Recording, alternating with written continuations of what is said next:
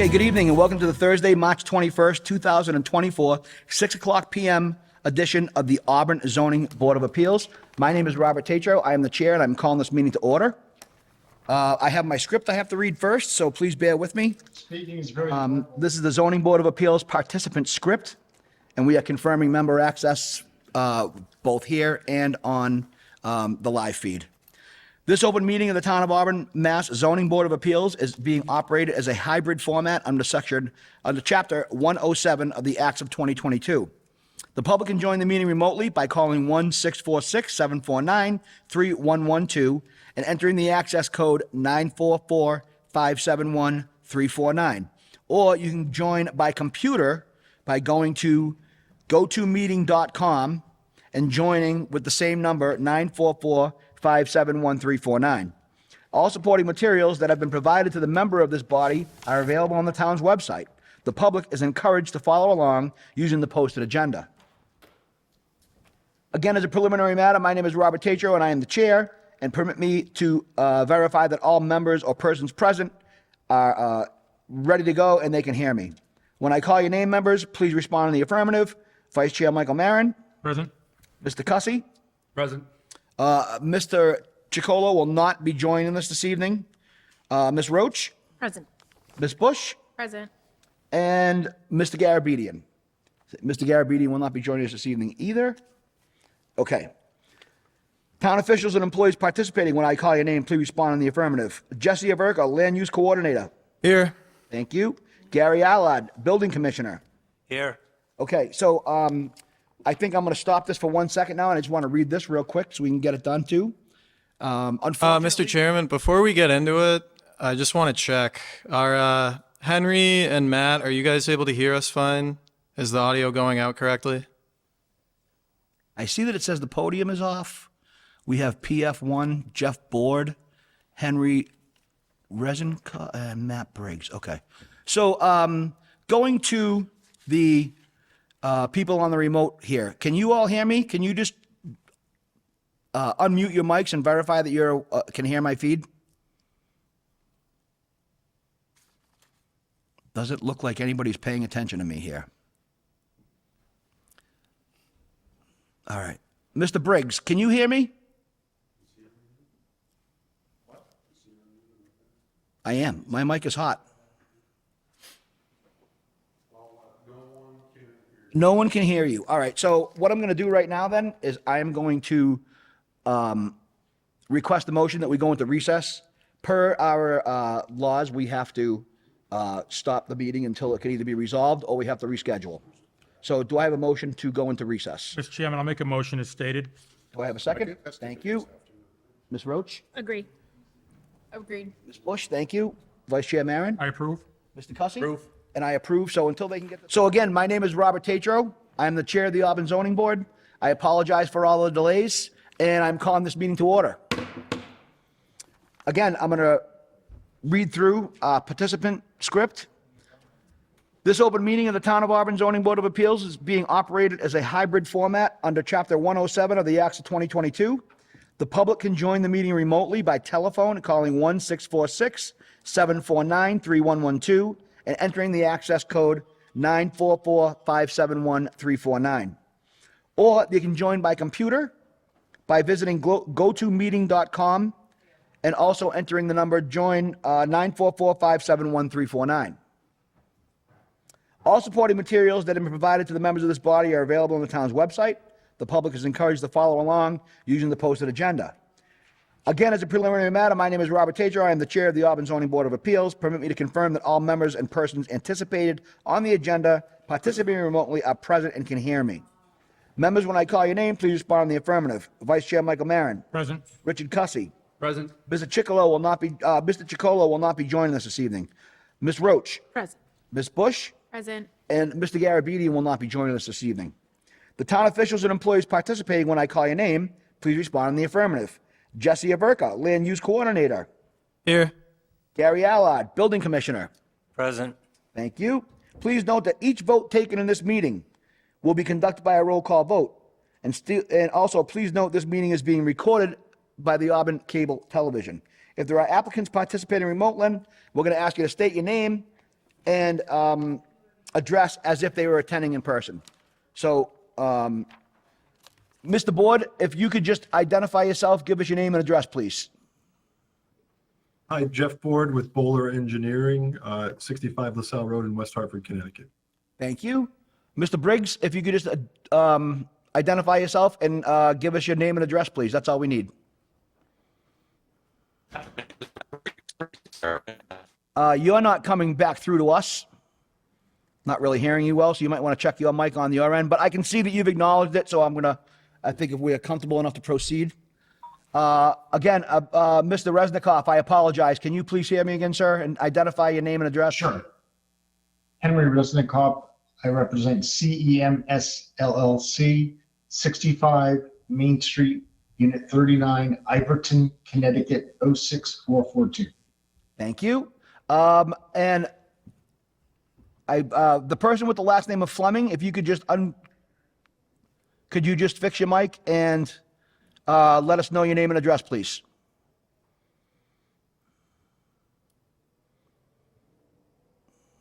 It's Fleming, an abutting neighbor at 7 Mount View Ave.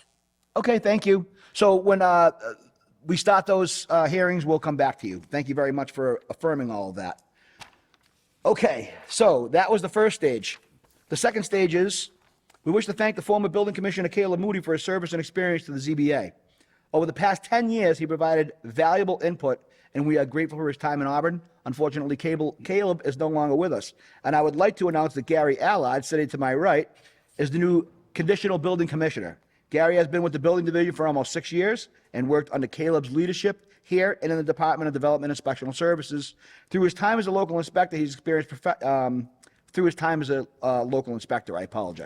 He is an experienced professional with over 35 years in building and has been a licensed contractor for most of his career. He's always ready to jump in a conversation and be helpful. He is very well versed in plans, building codes, safety, and how to solve the problems. We absolutely welcome you here tonight. Thank you very much, sir, and we look forward to working with you. Okay, so now that we have that done, again, I have a lot of paperwork to do, and unfortunately, we just have to get through it.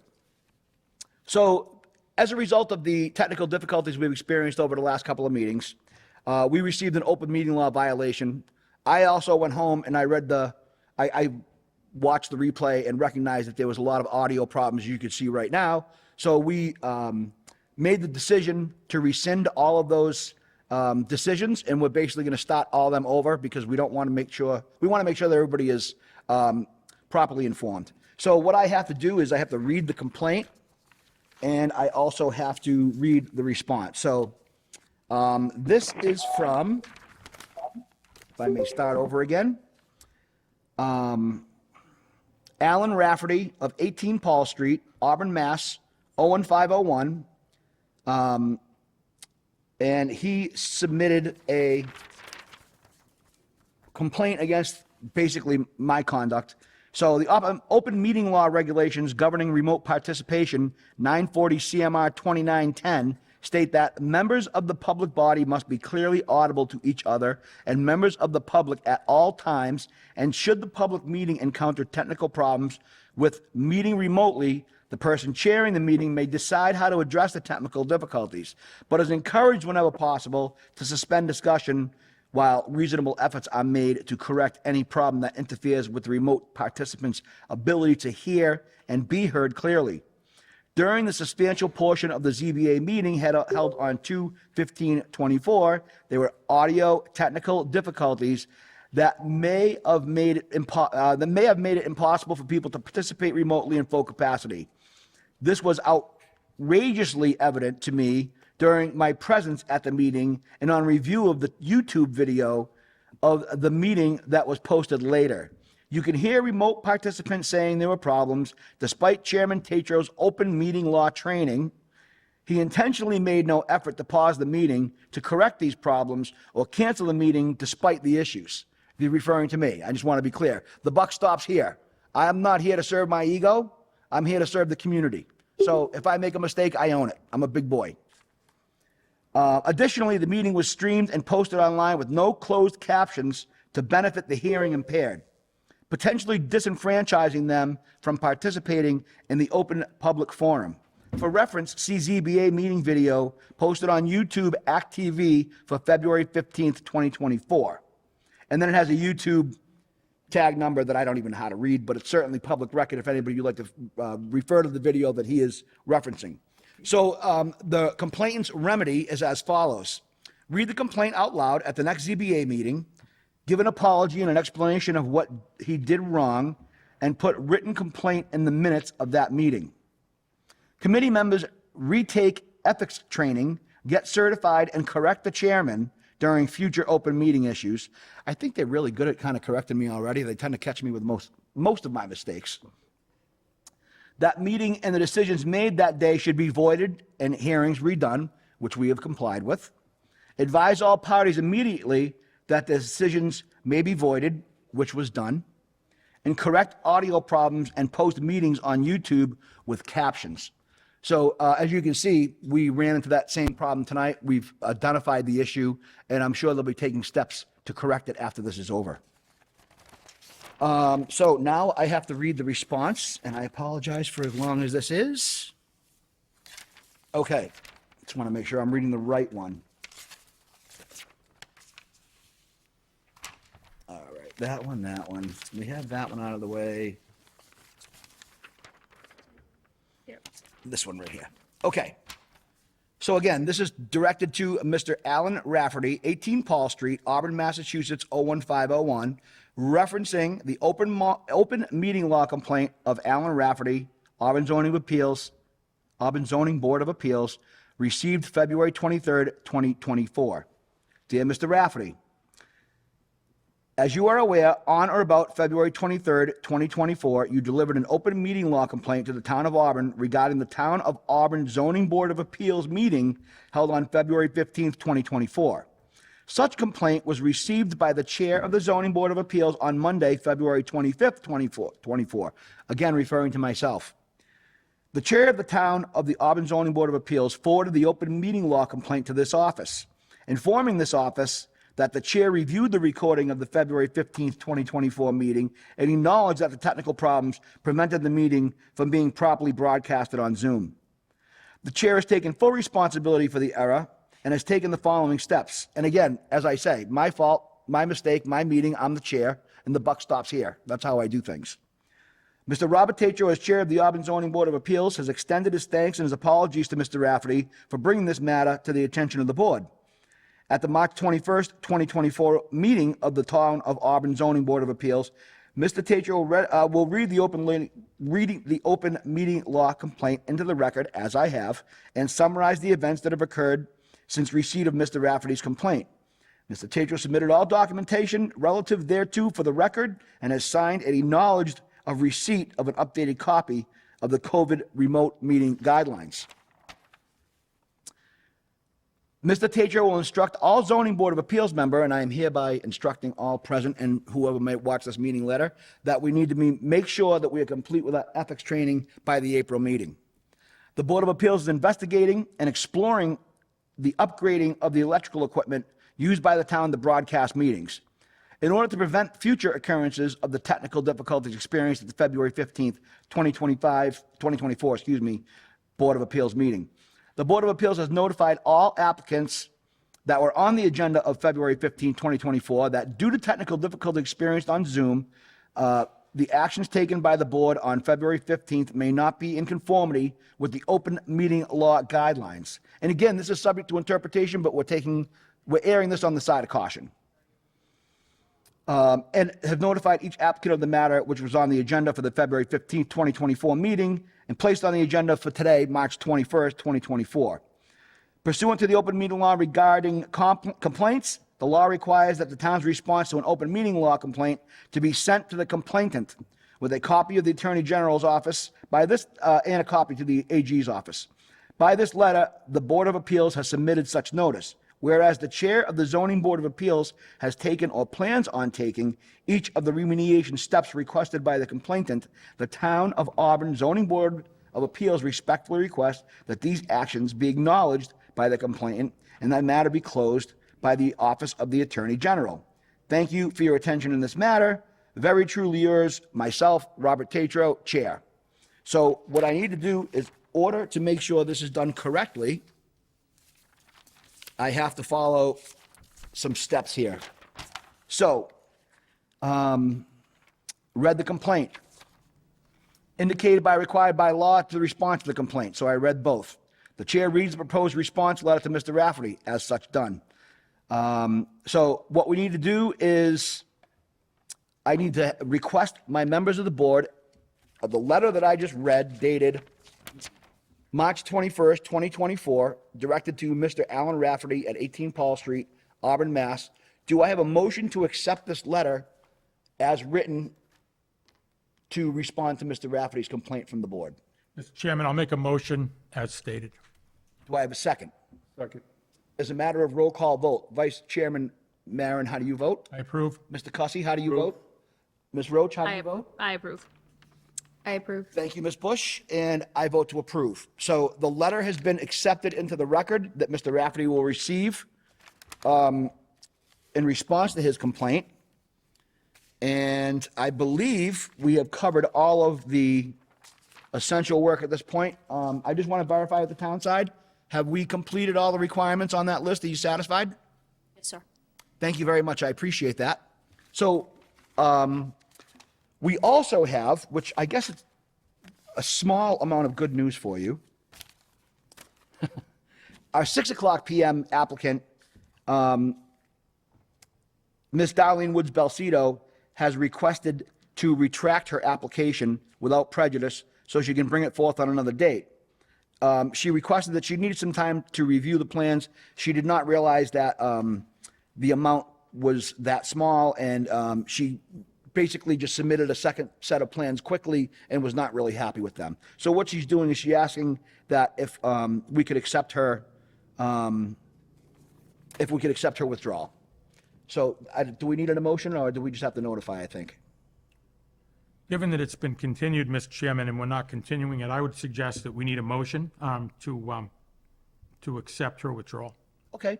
So what I would like to request is, do we have a motion to accept Ms. Darlene Woods' request to withdraw her application and with returning fees except for those of the abutters cost? Mr. Chairman, I'll make a motion to accept the withdrawal without prejudice as stated. Thank you. Do I have a second? Second. Thank you. Roll call vote. Mr. Maron? I approve. Mr. Cussy? Approve. Ms. Roach? Approve. Ms. Bush? I approve. And I vote to approve. So that is taken care of.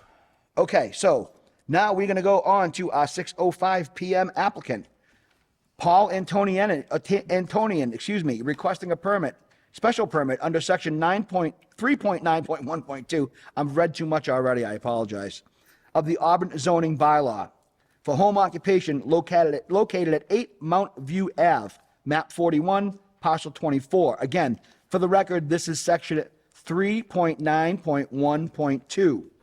This is, again, one of our meetings that we had to do over. So do I have a motion to open this hearing? Mr. Chairman, I'll make a motion to open the hearing. Do I have a second? Second. Thank you. Vice Chair Maron? I approve. Mr. Cussy? Approve. Ms. Roach? I'll approve. Ms. Bush? I approve. And I vote to approve. The hearing is now open.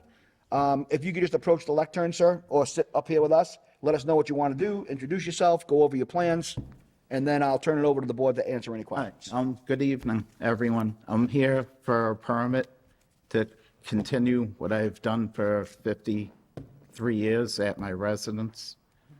It's a home occupation. Along with COVID and the protocols to work from home, it's worked out fine for many businesses, and mine's limited. You know, I only help mostly the people in town, though there's been complaints, even along with chickens. You know, someone brought forward that I need a permit, which is why I'm here. Okay. And what is the occupation again? It's small engine general repairs, Okay. So, which just not to interrupt you, but the future's all electric, and there's no oil changes. All the newest equipment doesn't require changing the oil, only adding. And it's limited. There's less and less. So it's not like a growing business. So what you've seen in the past, you'll see less of in the future. So what they're predicting is that basically all of this is going to go some kind of a battery or electric? Yeah, I mean, at some point, we're not quite yet California, but, and this was all taught at Auburn High School. I've lived at the residence for 53 years. There is someone remotely joining the board, 7 Mount View Ave, she moved. So take that in regard, her first words were lies. Okay. We can't that's all. discuss on what everybody else is thinking. No, I- I'm just going to turn it over to the board and find out from the abutters if we have any people that want to talk, discuss on this. There was one letter. Mr. Rafferty opened up his statement. You know, I'm not set up for a movie star or anything, being live, but he just remotely just came up to the mic saying my neighbor's driveway's plowed in its private. She would not attend. She's 90 years old, and here's her letter, because she felt threatened, you know. Okay. And disrespect from that man. So I won't, can I can't Yeah, take that into it's a consideration simple during the thing. hearing, but what I can do is I can accept it and then they Yeah, can. it's a simple thing, that's all. It's nothing. I don't really kind of need to see that right now, but I appreciate that. So thank you for that information. So do we have any abutters here that would like to discuss or comment on this hearing at all? Hi, if you'd like to approach the lectern, please, ma'am, introduce yourself, give us your name and address, tell us how you feel. And what I'm going to be doing is, because of the number of people here this evening and that we're really kind of playing catch up for the last 2 months, we're going to limit everyone's comments to about 3 minutes. We're not restricting anyone. We're not invading anybody's rights. We're just going to limit the comments to 3 minutes this evening. So thank you. Ms. Roach, you're going to be the official timekeeper, I believe? Yes. Thank you. Whenever you're ready, please, ma'am.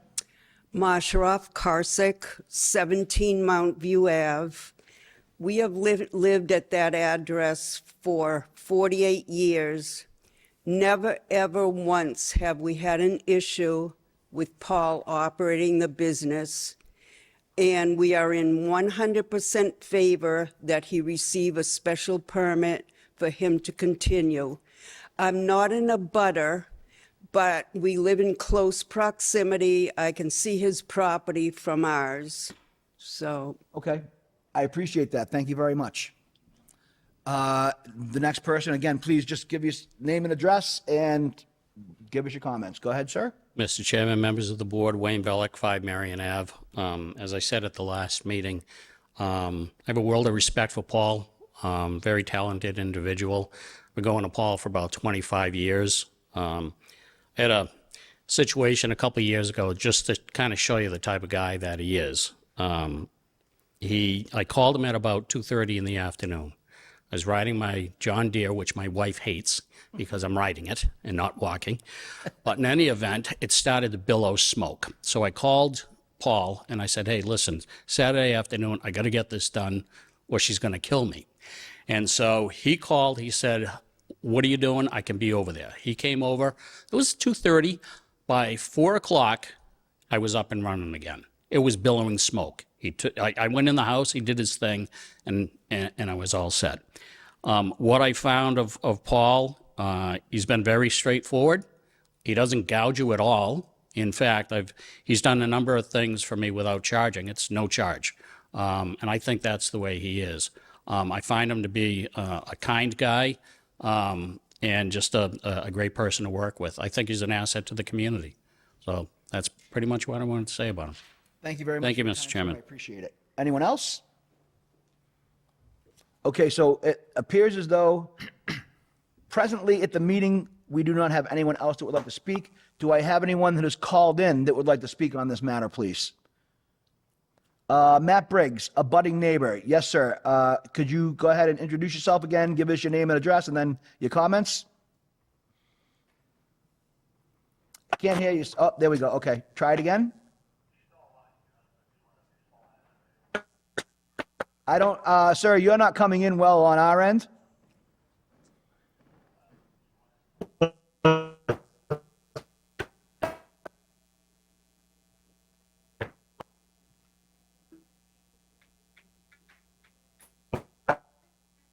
Sorry, sir. Do you have any, can you use, I don't really know how to diagnose on your end what's going on. It seems like it might be on your end, but I could be wrong.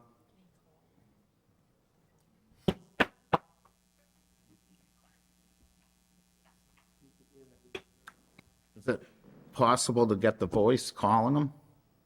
Can you use through the chair, can you use the telephone? Well, that's what I was gonna, yeah. Mr. Briggs, it might be better for you to call on the telephone and sign in using the same number. And then you can probably get a better mic shot at us, I think. Yeah, so it's 1-646-749-3112, if you can hear me. 1-646-749-3112. And then the access code is 944-571-349.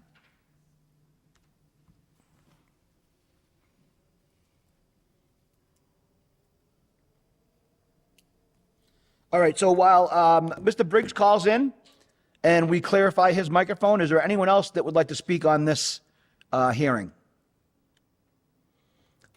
Ms. Fleming?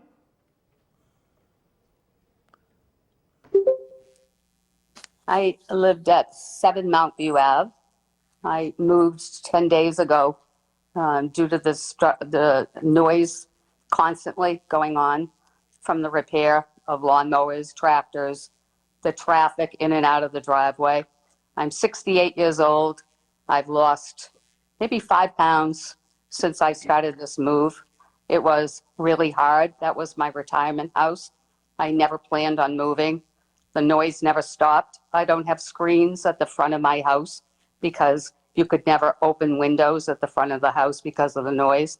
The business goes on Sunday through Saturday all the time. And in the summer, it goes on at 8:30 at night when it's still light out. It is a big problem. Maybe the lady down at, I wish I lived at 17 or wherever she lived, wouldn't hear it. But from my house directly across the street where he repairs everything in the driveway, does not use the garage because the chickens are in there. He does everything in the driveway, which directly affects my house.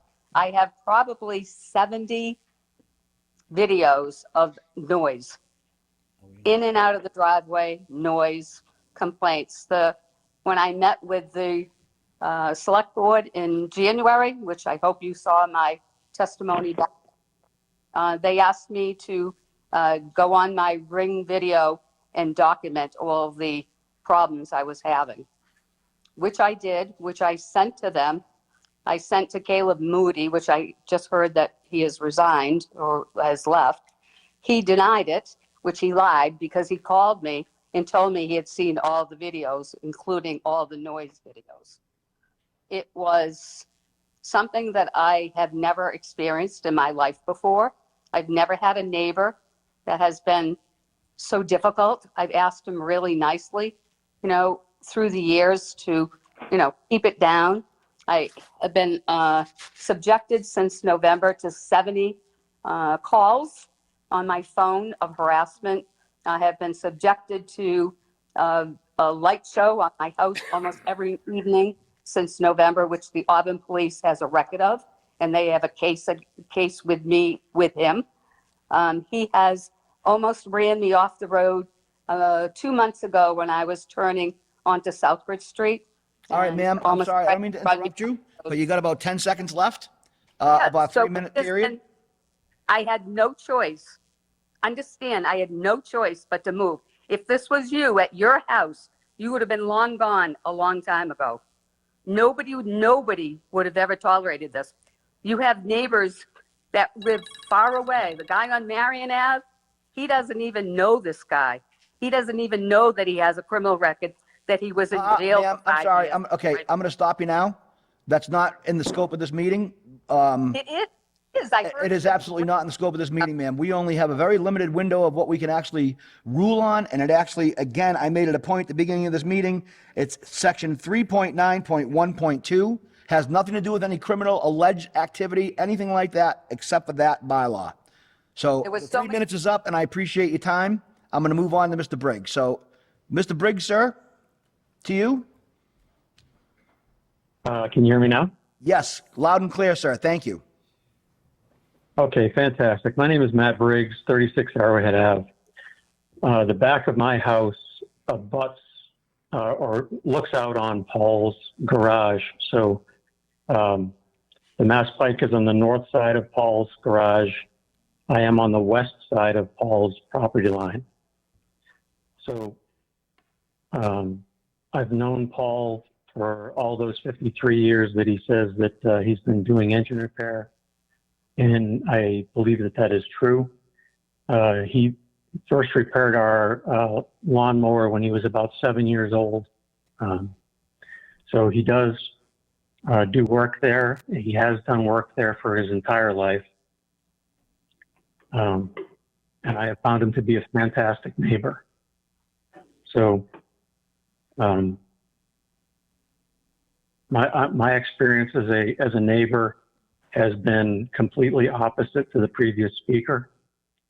And I hope that Paul will continue to do what he's been doing for all these past years. You know, in the last meeting, you also had Mrs. Luce, which is a direct abutter, speak for Paul. And I think her name was Deb, the lady who has the house next to ours on Arrowhead Ave, who also abuts Paul's property. So I think the only abutter that you've got complaining is the person who previously spoke. The rest of us are fine with Paul being there and hope that he will continue to do so. And that's all I have. Thank you. Thank you very much, sir. I appreciate it. Is there anyone else that would like to speak on this matter? I have a caller 2, a caller 3. There's none identified. I have an Auburn resident.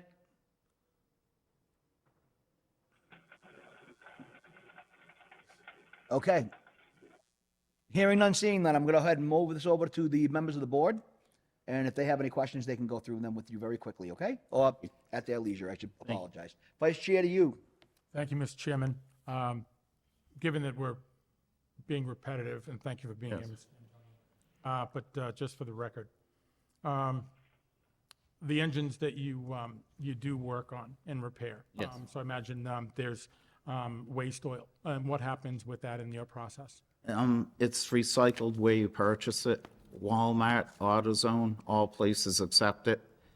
And be honest with you, if it was a vehicle, it could hold 10 quarts, and a lawnmower holds as little as 20 ounces. And if you were to drain it, most times it uses oil, so what you're draining is much less. So we're talking very small quantities. Small enough where the milk that you drink, you could use that milk jug to return it. Nothing's being stored at your site. No. I have pet chickens that roam the property, and there's no contamination. Thank you, Mr. Chairman. I don't have anything further. I'll say to you, sir.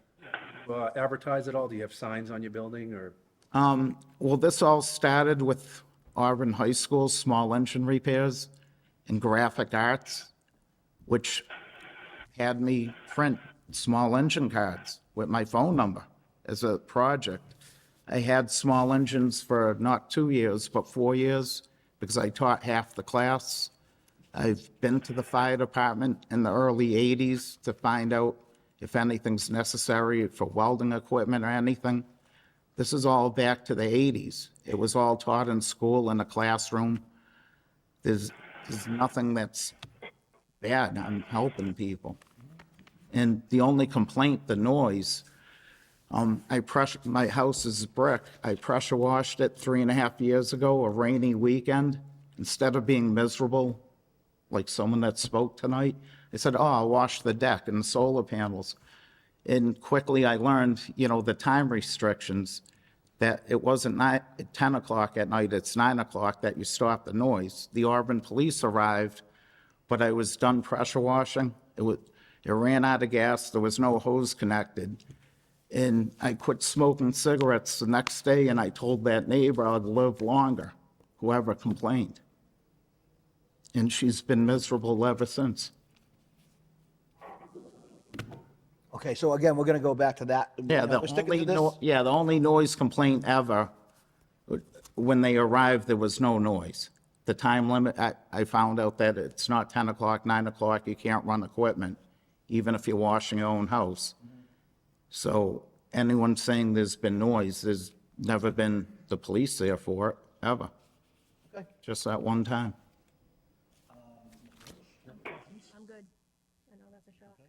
Bush? I don't have anything else. Okay. Do I have any other questions from members of the board? No? Okay, and I don't believe we have anyone else that wants, just making one last call. Okay, we have no other people that want to speak on this matter, hearing none, seeing none? All right, so do I have a motion to close the public portion of the hearing? Mr. Chairman, I'll make a motion to close the public portion of the hearing. Do I have a second? Second. Vice Chair Maron? I approve. Mr. Cussy? Ms. Roach? Approve. Ms. Bush? Approve. And I vote to approve. The public portion of the hearing is now closed. Do I have a motion on the 6:05 PM applicant Paul Antonian requesting a special permit under section 3.9.1.2 of the Auburn zoning bylaw for home occupation located at 8 Mount View Ave, map 41, parcel 24? Mr. Chairman, before I make a motion, and I'll be brief. That's okay. But, I mean, I think what we have before us is, I believe I stated last time, is that we have a gentleman that has operated a business in a residential area in the past. But what he's doing is he's coming forward and legitimizing that business. And with the comments that have been heard on both sides of this application. Mr. Chairman, I would make a motion to approve with standard conditions in addition to just having Mr. Antonian work through the hours of operation when the permit's approved, if in fact the board leans to approval, because of the fact that time of operation has been noted in a couple of the comments this evening. But that's the only outward condition I would suggest. Okay. So we have a motion to approve, if I'm not, I just want to make sure, a motion to approve, standard conditions, with a caveat of being aware of the limitations on noise restrictions. Noise restrictions as relative to business hours, but yes. Right. Okay, I just want to make sure I was saying it Yeah, correctly. for you're the record. absolutely correct. Do I have a second on that? I'll second. Thank you very much. Vice Chair Maron, how do you vote? I approve. Mr. Cussy? Approve. Roach? I approve. Ms. Bush, for the record? I approve. And I vote to approve. Thank you very much for your time, sir. And again, I want to extend my personal apology for making a mistake in the last meeting and having you to go through this again. So this was really a technical error on our point. I apologize. Thank you so much. So have a great evening. Hope things Take go care. well. Good Thank luck, you. sir.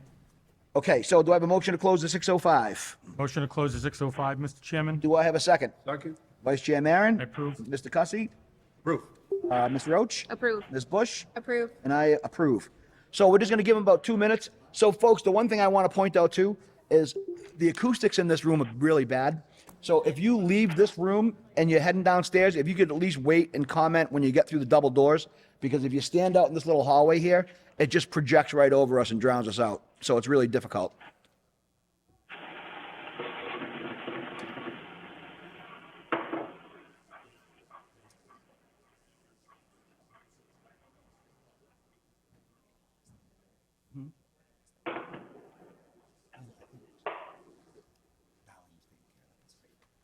Perfect. All right, so we have the 6:10 PM applicant, AG Signs and Graphics, requesting a special permit under section 7.8 of the Auburn zoning bylaw to erect a non-conforming sign on property located at 54 Faith Ave, Auburn, Mass, map 61, parcel 15. Do I have a motion to open the hearing? Mr. Chairman, motion to open the hearing. Do I have a second? Second.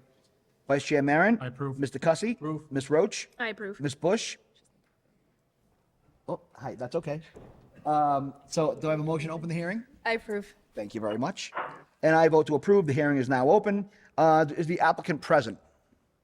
Hi, if you could just go ahead and approach the lectern, introduce yourself, go over what you'd like to do. We'll determine if there's anybody that wants to comment.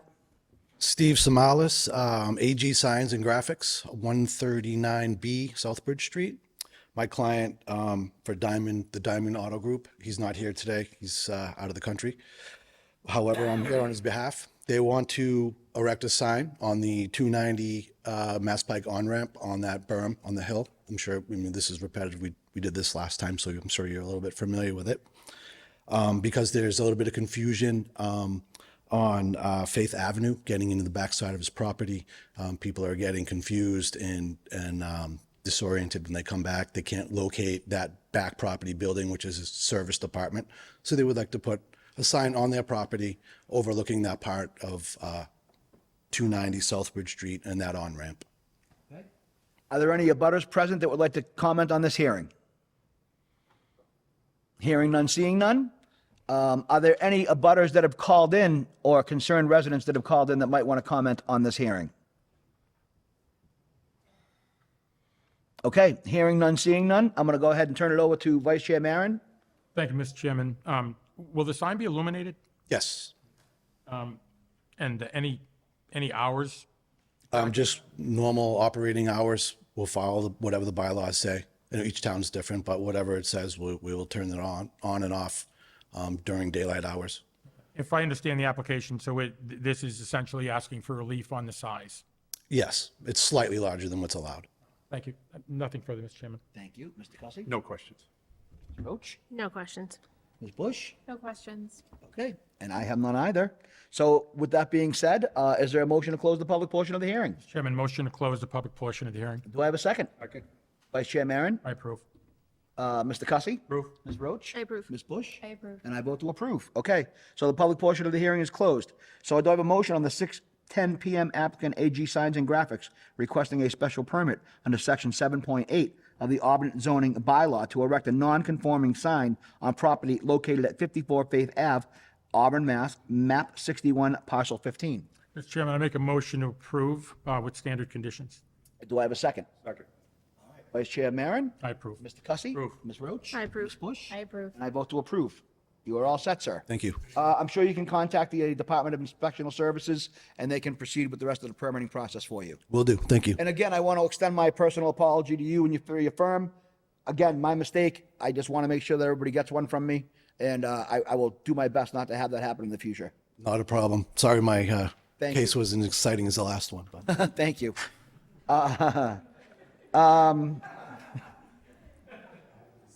Okay, so do I have a motion to close at 6:10? Mr. Chairman, motion to close. Second.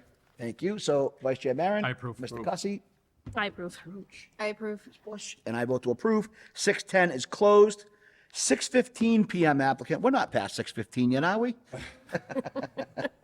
6:15 PM applicant CEMS LLC requesting a special permit under section 4.3.5.1 of the Auburn zoning bylaw to render greater than 15% of a lot impervious in an Aquifer 2 zone on property located at 602 Southbridge Street, Auburn, Mass., map 56, parcel 148. Is the applicant present? Yes, sir. Could you identify yourself, please, sir? Sure. Good evening. My name is Henry Resnikoff. I'm the managing member of CEMS LLC. I'm the proposed developer for this project. With me is Jeff Ford, the professional engineer from Bowler Engineering, who's done all the design work. Okay. So again, to you two gentlemen, I want to extend my personal apologies. The technical difficulties that occurred last month and this month are a little bit out of our control, but as the chair, I take responsibility for all those things. So again, please accept my personal apology. So do I have any abutters that want to comment on this particular hearing before I begin? Just none here. Do you want us to give a little presentation first, or? Yes, I do. I'm just making sure that I have 30 people sitting here, so I want to try to figure out what's going on, trying to shuffle this. Okay, so the hearing is open, is that correct? I just want to make sure. Let's make a motion to open the hearing to make sure. Mr. How's Chairman, that? make a motion to open the hearing. Do I have a second? Second. Vice Chair Maron? I approve. Mr. Cussy? Ms. Roach? Approve. Ms. Bush? Approve. And I vote to approve. Go ahead, sir, if you would like to give your presentation. Sure. We're seeking your approval this evening for, I think most of you know, Bentley's Pub. Our intention is to raise the building and build a new building. Specifically, it's already zoned HB Highway Business. The current lot is 1.12 acres. Of that lot today, 42,304 square feet, or 87% of it, is impervious. We are planning or asking permission to have 53% impervious, or 25,771 square feet. The existing building coverage right now is at 11%. We're proposing 5%. The other two key things that are very important is we're proposing to add water quality measures for stormwater, which do not exist today on this lot. And if you want any technical information, Jeff can provide that. All of it, along with all of the stormwater calculations, have been submitted to the town for the planning process.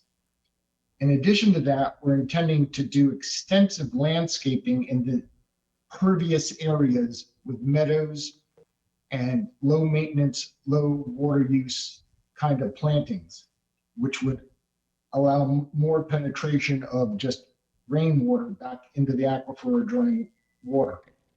We have already been through the Conservation Commission, and we have their permit in hand. We are submitted to and hoping to be on the planning board agenda on April 9th. So we're seeking your approval to allow us to have 25,771 square feet of impervious surface. It's a reduction of 0.38 of an acre or 16,533 square feet. And with that, we can answer questions. We can show you some pictures if you'd like, if Jeff can share. Whatever So you like. I'm just going to go ahead, since we don't have any abutters that want to speak here or on the record, so, or at remote, I'm just going to go ahead and turn it over to the Vice Chair, Mr. Maron, and he can start the vetting process and we'll go from there. Vice Chair Maron, to you, sir. Thank you, Mr. Chairman. So if I could have you walk through the numbers again on where you currently stand on impervious and what you're trying to achieve for relief? Sure. Would it help if I share my screen if somebody has the ability to? Yeah, allow I can do that, Jeff. One sec.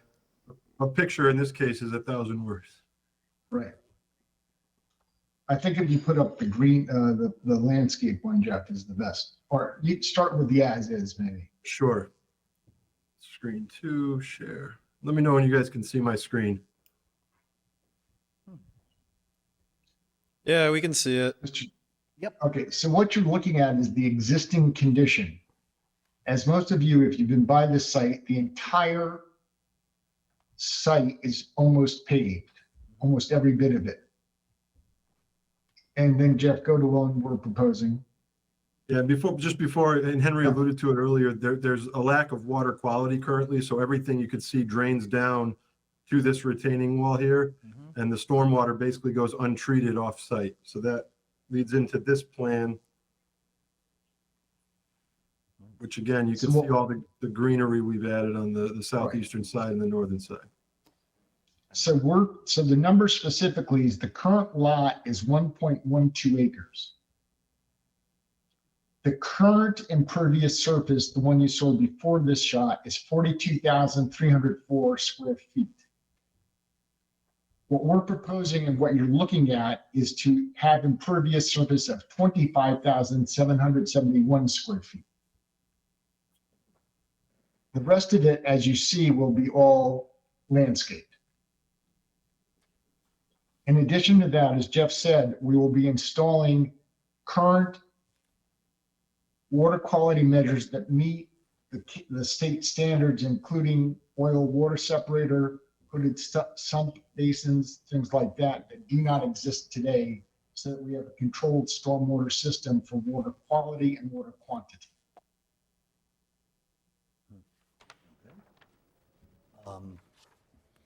Any other questions, sir? Can I? No, I just want to affirm, so you're increasing. You're not decreasing. You're actually increasing impervious. No, we're decreasing the impervious surface by 16,533 square feet. Yeah, decreasing. Yeah, decrease. So a lot of the area, you can see if you guys could follow my hand here, all of this green area, when you go back to that other aerial, it's all pavement, basically right up to the top of that wall. And it's rare on a 1 acre site when we do these developments that we're able to actually reduce impervious by this kind of amount. It's like 0.4 acres of reduction. So in addition to that, the water quality that we're implementing will make it a much cleaner site in addition to being less impervious. Right. No, I agree. I just wanted to score you correctly and that you were reducing impervious. Okay. Thank you. That's correct, sir. All set, sir? I am. All right. Mr. Cussy, to you? Yeah, no, I like it. It's a great improvement. I'm good. Okay. Ms. Roach? So I just want to talk a little bit about, only because there's a lot of buzz on this. So I just want you to speak to the entrance and exit of how people are going to get on and off this property. Is it going to remain the same? Is it going to change? I think there's some interest in that question, and I can see it in front of me, but not everybody at home or. I Yes, agree. yes, I ma'am. do know that Usually that traffic has been a that concern. question I've heard that normally as well, comes up so. under planning and zoning or the planning board, but happy to address it. There are currently 3 entrances to this property. We are proposing one entrance, which, oh, I'm sorry, Jeff, you went back too fast for me. Yeah, I was There's just currently showing 3, the 3 entrances here, and Right. typically that's an unsafe condition whenever we do design plans. So we were able to consolidate it to one entrance that lines up with one of the existing entrances, and then close the other 2 off. and in addition to that, we've already gone to MassDOT, who has already told us that they've approved the plan already. And I just, don't know if that answers your question. sure, but just, I just want to, I guess, state for the record for anyone who is not looking at the plans, there will not be any access directly out to Southbridge Street. That's Oh, correct. absolutely. Our intention is to keep the existing retaining, that stone wall that's quite attractive right along. We're not touching that wall at all. All right, I'm good. Thank you. Ms. Bush? I don't have any questions. Okay, I just have a comment, not necessarily a question. And I'm looking at the green space that you're showing here on your plan, and I see where the entryway is in terms of the driveway, which would be more closer to the intersection of Southbridge Street and I think that's North Oxford, right? So again, and this is just conjecture on my part, but I've sat at that traffic light many times and it's been backed up to, almost a 290 off ramp. It may be advantageous to you from a business point of view to back that up to the other side and just make a horseshoe around the building. So you had one entryway in at the top and one exit out the bottom. And again, I think that might help the traffic flow, but that's up to the professionals. I'm just sharing my experience as somebody who lives in The town. traffic engineer actually looked at that configuration, and Mass DOT does not want anything closer to the off-ramp. Okay. So they were satisfied with this design. Okay, no, I appreciate that, and I understand that they have much more knowledge on these issues than me, and I'm just was sharing that. And also, just for the record too, if you look at it's actually just south of the bridge, the 290 overpass here. At one time, that was the additional entrance, but when they rebuilt Route 12, the state actually took that entryway away and built the wall there. And I can tell you from driving down there many, many times, there was no drainage put in that wall by the state. They went in there and they built it and they just kept on trucking. And because that's not their job. They were building Route 12. They weren't building parking lots. But I do know for a fact nothing was put in behind that wall. So for the record. Okay. Is there anything else either of you two gentlemen would like to add? We're happy to answer any other questions. We think that we're improving the site considerably. We're reducing impervious surface. We're adding vegetation. We're adding a stormwater system that is up to state code that doesn't exist today. So we think it's a positive for the site. Okay. Thank you. Again, one last call. Nobody here at the meeting wants to comment, correct? Okay. And nobody online wants to comment. I don't have anybody else interested in this hearing. Hearing none, seeing none. Do I have any more comments from the board? Nope. Do I have a motion to close the public portion of the hearing? Chairman, motion to close the public portion. Do I have a second? Thank you. Vice Chair Maron? I approve. Mr. Cussy? Approve. Ms. Bush? Ms. Roach? Approve. Thank you. Thank you. And I vote to approve. Public portion of the hearing is closed. Any comments or questions or concerns from the board? Just a comment. I just want to comment on the record, I think as a board member, that I think there's no way to deny this definitely improves the site. It brings the water storm up, more up to code, obviously more green space.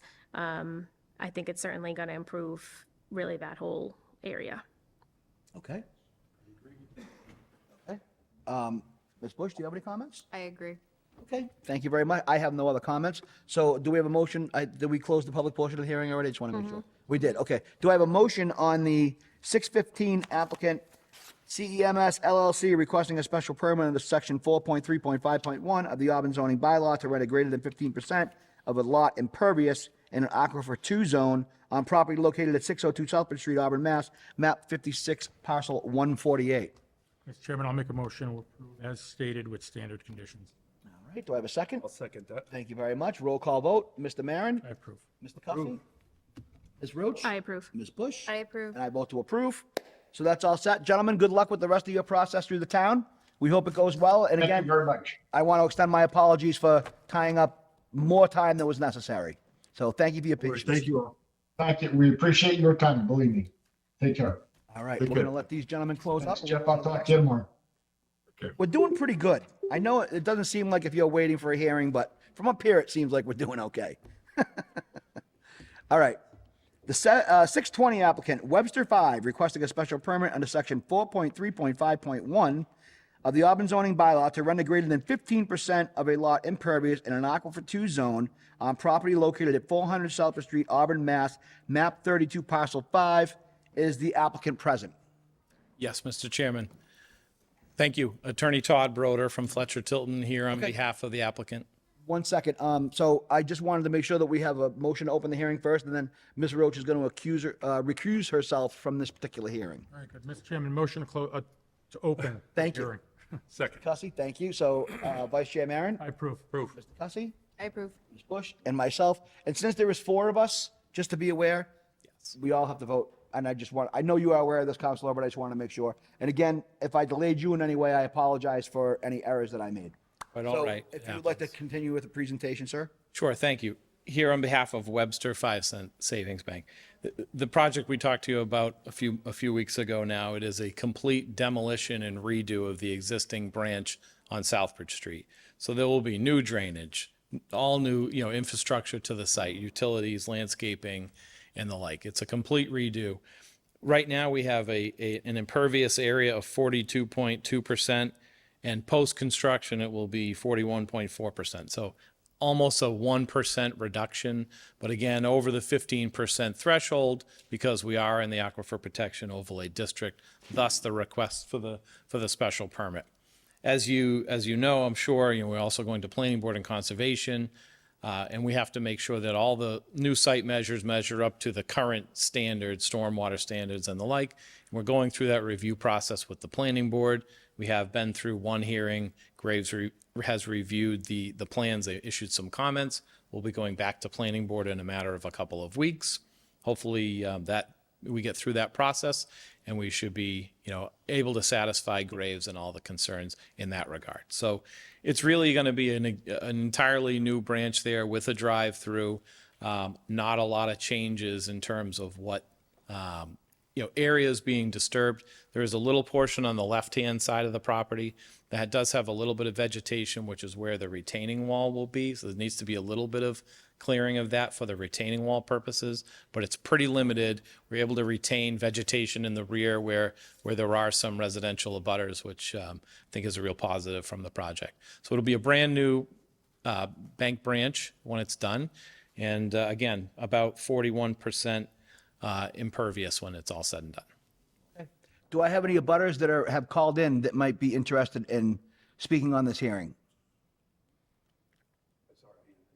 I saw that as well. That's okay. I just want to cover this first, and then do I have any abutters present here that want to speak on this matter? Yes, ma'am. If you could approach the lectern, introduce yourself, give us your name and address. And again, I want to extend my apologies to you as well, in case if I affected your schedule whatsoever. I apologize. If you could just approach the microphone, please, ma'am. Oh, yeah, sure. So, Nancy Mangola. That one out. Can we just get, I just don't want to not see you when you're speaking. Can we just move that out of the way a little bit? That's okay. Perfect. That's all I asked for. Thank you. Yes, ma'am. My name is Nancy Mangola, 9 Cannon Terrace. I am a neighbor of the Webster 5 Bank. I came here on the first time to take a look at the plan to see how it may affect my property. I think I'm repeating. I want to be a good neighbor. I wish them well with their project. I'm not here for the aquifer. My concern was the trees. We have a plume of trees in between my property and theirs. That is my sound barrier, my emissions barrier, my light barrier. And that was my concern. So that's. We could absolutely make sure that those concerns are addressed, ma'am. We would definitely do that for you, because the key is, I think we've all talked about here, the Board of Appeals. We like to support business in the business districts, but our neighborhoods are most certainly the most important thing that we defend. Okay. So we will definitely take that into consideration. I appreciate you. Thank you very much. Thank you. Good luck. Would anybody else like to speak before I turn it back over to the applicant? Hearing none, seeing none. Yes, sir, back to you. Mr. Chairman, we really don't have anything further. I would just, to address the abutters comment, the little bit of clearing that needs to be done is really on the, is it the Arby's? The other, the fast food next door. It's in that area. There is a swath of trees that's up beyond that, Right. which is not being impacted. Okay. And again, we've all shared that information before. We just want to make sure that they have the correct buffer and, that their privacy is respected as much as possible. Yes. Okay, so with that being said, do I have a motion to close the public portion of the hearing? Or do you have any other more concerns you want to express? I don't have any questions, Mr. Chairman, if you want to ask my colleagues, but I don't have any questions. You good? I'm all Are you set. good? Okay. Motion to close the public portion of the hearing? Motion to close, Mr. Chairman. Okay. Second, so Vice Chair Maron? I approve. Mr. Cussy? I approve. Ms. Bush? I approve. And I vote to approve. Do I have a motion on I'm going to read it again here. The 6:20 PM applicant, Webster 5, requesting a special permit under section 4.3.5.1 of the Auburn zoning bylaw to run a greater than 15% of a lot impervious in an aquifer zone 2 on property located at 400 Southbridge Street, Auburn, Mass, map 32, parcel 5. Mr. Chairman, risking our expediency, I can't help myself but to make a comment before course I you can. make a motion. But I do thank these gentlemen for coming before us yet a second time. I can share, I very much appreciate the neighbor, the abutting neighbor that came and spoke, and her thoughtful comments. I can tell you personally, as being a neighbor on Bancroft Street of this business, this is truly a remarkable neighbor and a good steward of their land. I think that we're fortunate that they're interested in reinvesting in this property. And I think that I would thank them on behalf of the board, quite frankly, to the fact that they chose Auburn to do their business here. But with that, and I know you've been very indulgent. No, and and I would totally agree with you on that. I think we had spoken in the past that, when they created their headquarters over on Millbury Street, they actually shrunk the area of the parking lot down. They brought a lot of stuff back into green space again. To me, that's significant contribution. I'll steal every inch of green space I can, and that's just the way I. Yeah, for sure, Mr. Chairman. I mean, this is truly a steward of their locations and a good neighbor. I think we're very fortunate to have them in Auburn. Thank you very And I much for appreciate your words. their investment. But with that, Mr. Chairman, as I'm holding all of us up, I would make a motion to approve with standard conditions. Okay, do I have a second? Second. Thank you very much. Vice Chair Maron? I approve. Mr. Cussy? Approved. Ms. Bush? I approve. And I vote to approve. Thank you again, sir. You are all set, and I appreciate your return to us. Thank you all. All right, we'll let those folks clear out, and then we're going to get on to the next one here, so please be patient.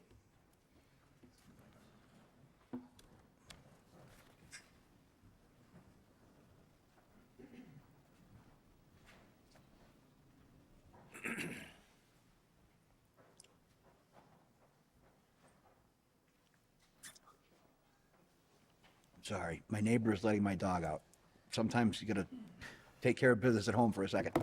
Okay, 620, I believe, no, we just did that one. 625 applicant Amanda Carlson requesting a special permit under section 3.9.1.2 of the Auburn zoning bylaw for home occupation located at 179 Guys can go up there if Webster you both Street, wanna sit down. Map 39, parcel 2. Is the applicant present? Yes. Okay, want us to do I have a motion to open the hearing? If you want to look at anything. Chairman, I'll make a motion to open the hearing. Do I have a second? Second. Thank you very much. Vice Chair Maron? I approve. Cussy? Approve. So just for the record, Ms. Roach is actually joining us again. She only recused herself for the last hearing, and she is rejoining for this one. You approve to open the hearing? I am ma'am? approved. Thank you. And Thank you. Ma'am? I approve. Thank you. I vote to open the hearing. So please go ahead and explain what you'd like to do, and then we'll take it from there. Yes, we'd like to have a residential kitchen in our home. My daughter has a cookie business. We do custom cookies, mostly custom orders. We do the Christmas show here at Auburn, go to farmers markets, etc. It's not selling out of the house. It's not like we want to open a shop. It's just because doing custom sugar cookies, having a home kitchen, we do a lot of our baking out of a commercial kitchen in Douglas. But when you decorate with royal icing, you can't move the cookies. So we don't like leaving cookies overnight down in Douglas and then having to go back and get them. So we're putting in for a residential kitchen here so that we can do our royal icing work and put it in the dehydrator and minimize movement of the cookies to get them done. Do I have any abutters present that would like to speak on this hearing? Hearing none, seeing none. Do I have any butters that have called in that would like to speak on this hearing? Hearing none, seeing none. Okay. Vice Chair Maron, are you, sir? Thank you, Mr. Chairman, and thank you for being here and your patience this evening. I read the brief, and so it doesn't appear that there's going to be any major renovations, no planned footprint changes. No, as Gary knows, we just did some major renovations. We put a big addition on the house and moved in December.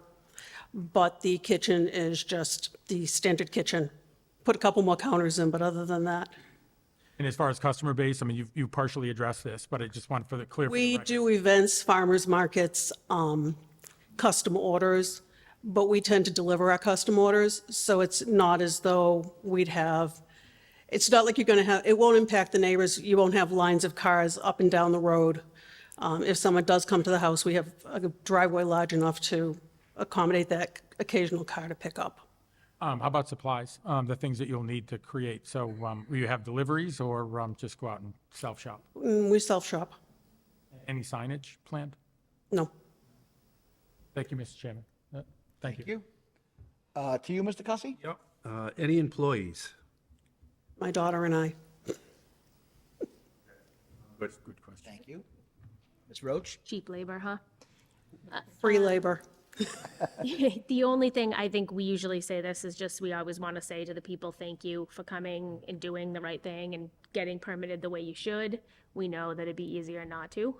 So we always, I think, We started usually off, Mr. Maron brings that up to thank people for coming and doing it the right way.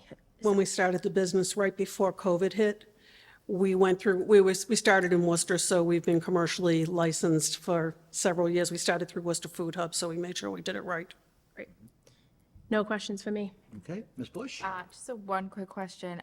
Do you have any like trash or waste, like any extra than like household would normally have? No. No. Okay.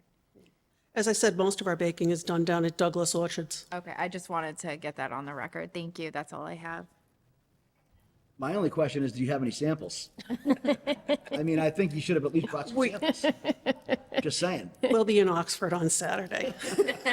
Thank you very much. Okay, so I have no butters at home. I have no butters here. Do I have a motion to close the public portion of the hearing? Mr. Chairman, motion to close. Second? Thank you. Vice Chair Maron? I approve. Mr. Cussy? I approve. Ms. Roach? Ms. Bush? I approve. And I vote to approve. All right, do I have any discussion? Only to echo my colleagues' comments, and yes, I typically bring that up, but, and I would absolutely agree, and that it's withstanding citizens that just come forward and do the right thing and legitimize everything that they do is impressive and admirable. But I didn't bring it up because I felt gluttonous in all the questions I was asking. And, I got you. So I got figured you. I might spread it out, but no discussion. I'll leave it to my other board members, so I'm ready to make a motion, Mr. Chairman. Thank you. I'm all set. Thank you. Thank Good. you. Nothing. Thank you. I have no further comments, so without further ado, do I have a motion for the 6:25 PM applicant Amanda Carlson requesting a special permit under section 3.9.1.2 of the Auburn zoning bylaw for home occupation located at 179 Leicester Street, map 39, parcel 2? Mr. Chairman, I make a motion to approve with standard conditions. Do I have a second? Thank you. Vice Chair Maron? I approve. Mr. Cussy? Approve. Ms. Roach? I approve. Ms. Bush? I approve. And I vote to approve. Thank you. So you can be in contact with the Department of Inspectional Services, and they will guide you through the rest of the permitting process to get your paperwork. Thank you. Good luck. Thank you very much. Good luck. Thank Have you. a good evening. Do I have a motion to close? Mr. Chairman, a motion to close. Do I have a second? Thank you. Vice Chair Maron? I approve. Mr. Cussy? I approve. Thank you. I approve. Thank you. And I approve. Okay. We're getting there. They left quietly, so we can move right along. 6:30 PM applicant Quality Worcester requesting a special permit under section 3.2.2.1 of the Auburn zoning bylaw to construct a two-family home on property located at 7 Maria Ave, Auburn, Mass, map 11, parcel 145. Do I have a motion to open the hearing? Mr. Chairman, motion to open the hearing. Do I have a second? Second. Vice Chair Maron? Mr. Cussy? Approve. Ms. Bush? I approve. Ms. Roach? Approve. And I vote to approve. Is the applicant present? Excellent. Do I have any abutters that would like to speak on this matter? Okay, I have a couple in here, but I have none on the call-in that I can see.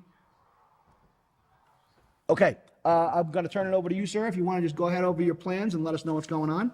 So I'm just trying to put in a two-family duplex on a dimensionally acceptable lot for such. I was unaware that you needed a special permit to do so because it does meet the dimensional requirements. I'm already into construction on it, but when I applied for the superstructure permit, this came to light, and so here I am. Mr. Chairman, if I can just, and I just didn't want to interrupt his sentence, but if we could just have the applicant state his name for the record. Oh, I'm sorry, Joe Goodman, 42 West Mountain Street, Worcester, Mass. Thank you. So we have a butters present. Would you like to speak on this matter, please? If you'd like to speak on this matter, if you want to approach the oh, well, actually, so do we have any issues with setbacks, anything like this that I am aware of on? Everything needs go. I don't know if there are any issues with setbacks, but I was out at the site earlier today, and I think there are some problems as far as property line disputes, and also I think there might be some conservation issues going on. So, I mean, it's up to the board how you guys want to handle it, and obviously, we can hear the presentation and whatnot, but I personally was going to recommend maybe just continuing this to the next hearing, maybe get some more information for you guys, and then, put it all in the limelight. So thank you very much for the town for that input. So we have some apparently town concerns, conservation issues, possibility of some property line clarifications. Are you aware of those things, sir? Or do you have any rebuttal to them? So the foundation is in. The foundation meets all zoning requirements. There's already an as-built on it. The site has been hydroseeded and stabilized. It hasn't grown because the weather has not been conducive to do so. The lot was surveyed, and all of the property lines are, marked on site. So I don't know. I'm not aware of the issue that you're referring Chairman, to. I'm sorry to interrupt you, sir. That's okay. No, I'm gonna turn it over to you, Vice Chair Maron. I think you do better at vetting these issues than I do, so I'm gonna ask you to Not do your better. magic. We are certainly equal partners. Help me understand how the foundation is in, but the site's not permitted to continue. Well, so I pulled a permit for a foundation, not for the superstructure, for the actual building itself. I pulled a permit for the foundation, and I put the foundation in and did all the site work back in the end of last year in December. And then, I went to pull the permit in, I think it was January, like around the 15th. And then that's when because if you read your zoning bylaws and the dimensional requirements, you need 10,000 square feet. You need to meet all your frontage, side yard, rear yard setbacks. And you need 19,000 square feet. I have 30,000 some odd square feet for the total. I meet all of the setback requirements in the particular RA zone that it's in. And that was, so in most towns, when you meet the dimensional requirements, you don't need a special permit, I've never had that be the case at any point in time.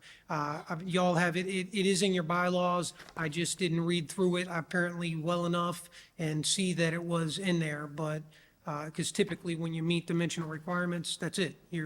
It's kind of done deal. I think I understand. If I may, Mr. Chairman, if I may just follow up with the building commissioner? Please.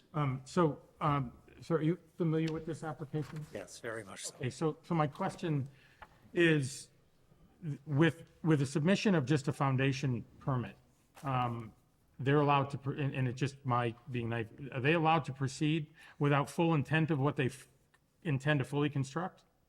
Yes, so long as they proceed what they fully intended to construct. The permit that it was applied for was a single-family home on that residence. The foundation is designated on the plan submitted as a single-family home, and it was not changed until he just recently applied for a new permit for a two-family home on that foundation, which has not been approved by the building department, and the foundation has not received the as-built for the dimensional requirements. The site is not at all stabilized. Understood. Thank you very much for that. And as always, appreciate the education. So I'm just going to bluntly ask, if I may, sir. Yes, sir. When you put that foundation in, I Did pulled, you intend, I'm sorry, I did pull the permit for a single-family house initially. Okay. My surveyor brought it to light to me, the dimensional requirements. I re-A&R'd the lot in the midst, in the time frame that we were doing the foundation, we re-A&R'd the lot and, had met the dimensional requirements for a two-family building. And so that's why I went forth with the plan for the two-family and went to pull the permit for a two-family. But it does meet all the dimensional requirements, and I did submit the as-built of the building. It should have been on, Out in the system. okay, I can get that to you. I mean, the plan that I submitted with this, for this actual special permit has the as-built as the, attached to it, so you should, Well, if this is it, it still says single-family home. okay. if I can follow up on one quick question, because I just want to make it clear and give you an opportunity for the record to satisfy my curiosity. So when you submitted this, your intention was a single-family home, correct? That is correct, and then, And at some point in time, you decided that this would be better served for whatever purpose as a two-family. that is correct. And that's how you intend to proceed. That is correct. Okay, thank you very much for answering that, and thank you very much for clarifying my education. Mr. Chairman, I'm going to reserve, and I'd like to hear from the abutters. Okay. Thank you. And one other thing, if I could, but it's zoned single-family residence on that lot. It is not zoned two-family. Understood. Yeah, I should have gone through the chair. No. Oh, that's okay. As well. I Quite all apologize, Mr. Chairman, but thank you very much for that, sir. All right, so can I hear from the abutters that would like to speak? Please go ahead. If you'd like to approach the lectern, give us your name and address and express your concerns, please. Hello, I'm Rebecca Messier. I live at 8 Maria Avenue. Right across the street. Can we get this to show the actual land, because that's the neighbor's houses up there, so it's down a little ways. Oh, so you just need to have that scrolled up? Yeah, Or this is down, the whichever actual direction? house that he's building. Are you looking for this down here, or? Because we're here, so that's that right there. Okay, I mean, I can just pull up, if you want to give me a sec.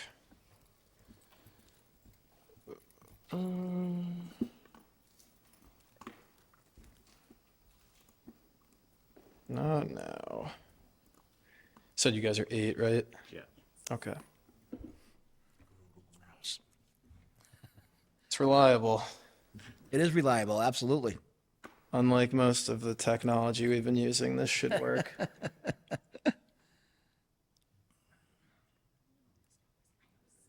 Oh, there you go. Put 'em on my lawn.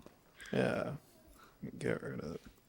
So I don't know if, I mean, maybe that'll show it a bit better with what, Well, the original one. Yeah, showed it, so- was just scrolled down that we couldn't see the actual. yeah, I don't know if that works for you. or- Right. My name's Stephen Messier, so I don't think I said my name. We talked to Joe before. He came over, we talked about the plans. And at the time, he was going between it being a single family and a double, and not a duplex, but Or a condos. condo, 2 condos. At the beginning, the plan was to have a house up on top, and then down at the other side, it's a ledge. If you've been over, you've seen the ledge, that they put a lot of dirt in there, and then he was gonna put a house down there, but, I mean, I don't see that ever happening, and I'm not sure if he's rethought that process of it also. But, like you said, he has the foundations in, and all that. And yeah, I mean, it looks like it's away from the front's away from the road, the right amount. If I have the numbers right, I think it's what, 25? It's, you have to be 20 feet away from. 20 front yard feet. setback, and you have to be 10 feet off either side and 20 feet off the rear. All right, so we just got to make sure the folks at home can't hear that conversation, unfortunately. So- We can't have you talking amongst each other. Oh. So we can have him address that concern when he comes back up to the mic. Yeah. Yeah, I mean, we see the work going on. I mean, and they're doing a lot of work, but, it was, like, we had the same question as why was the foundation done without the permits? But other than that, my wife may have a few other questions. Okay, so, and you're right, and we would definitely, but I just want to clarify for the record, he had a permit for a single-family home. Right. And then wanted to change it to a two-family. There And wasn't any permits that were not issued. And that's what I it just- is. On defense of the town side. Well, the foundation is clearly two-family with two garages. I've been looking at it for quite a while. It's right across the street. All those trees are gone. That was cleared quite a while ago, which is up to the builder to clear the lot and such. Anyway, a few questions we have. Number one, I guess you kind of already talked about it. Does this change the zoning now for our neighborhood? I mean, our neighborhood is clearly single family. There are no multifamilies in our neighborhood. There is a nursing home, state-run, in our neighborhood. But, I mean, my concern is that I've seen in other neighborhoods in Auburn, we've lived here 4 years now, and some of these single-family neighborhoods, I mean, there's massive houses being, it just looks massive compared to what's there.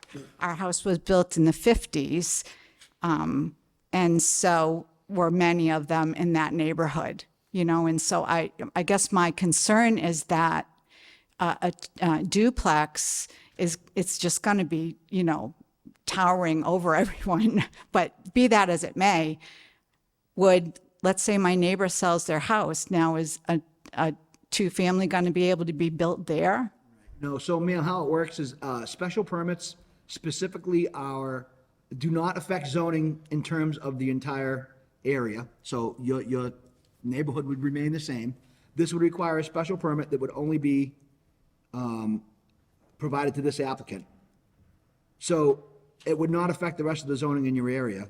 And quite frankly, I don't even know of, now that we mention it, are we sure that we want to go with even that, if it wouldn't be a special permit expires when the building is sold, right? So this next abutter would have, or the next person down the road would have to come forward again?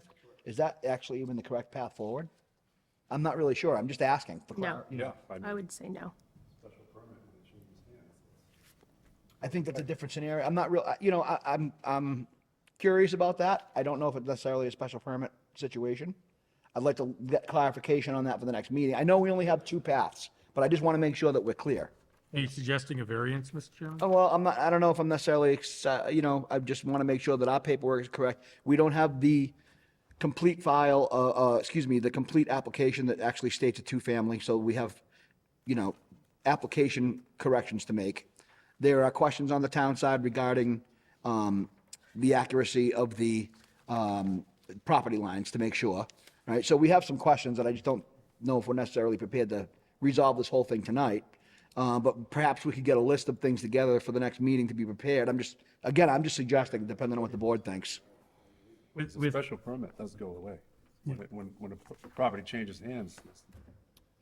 It's an extra, Especially if it's a two-family, if they try to do condos, then you're gonna have two, right? How does that work? Because now we're talking about two families living in there. If they're sold as condos, now they're two individual units, special permits get split. That's kind of a complication that we haven't addressed before in terms of that direction. no, you're absolutely right, Mr. Chairman. That's a good call, yeah. No, I agree. If I may, if we could perhaps finish with their comments and. I'm sorry, I No, got a little, don't be sorry. I wasn't trying to hurt you. No. But I'd like to circle back to a topic after we hear from abutters as well. Okay, so if you'd like to continue, I'm sorry. Can I do I need to reclaim my time or? No, No, you're okay. We only had to do that for the early I've been ones. on a planning board in surrounding, communities, so interrupted I you, get it. so I'll give you another minute. So just want to point out to the board, if you're not familiar with Maria Ave, it is a dead end.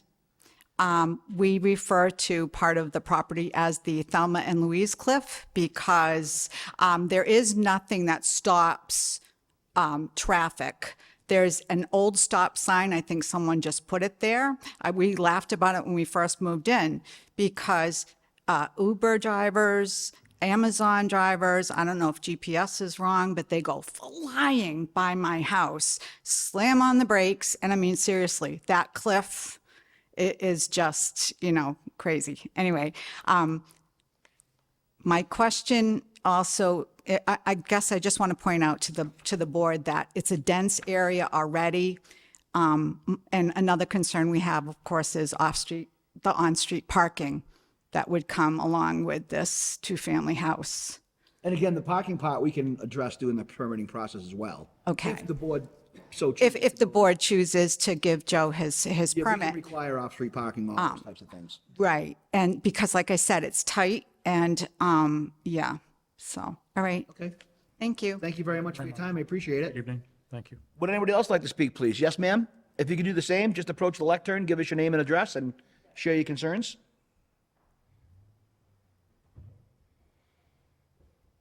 Hi, my name is Mary Malone. I live at 4 Colonial Road. I'm a direct abutter. I'm to the left of where that property is. When Joe first had the bulldozers come in, they went into my property, took a big chunk of it. I had my property resurveyed. It's been surveyed twice in 4 years. There is now a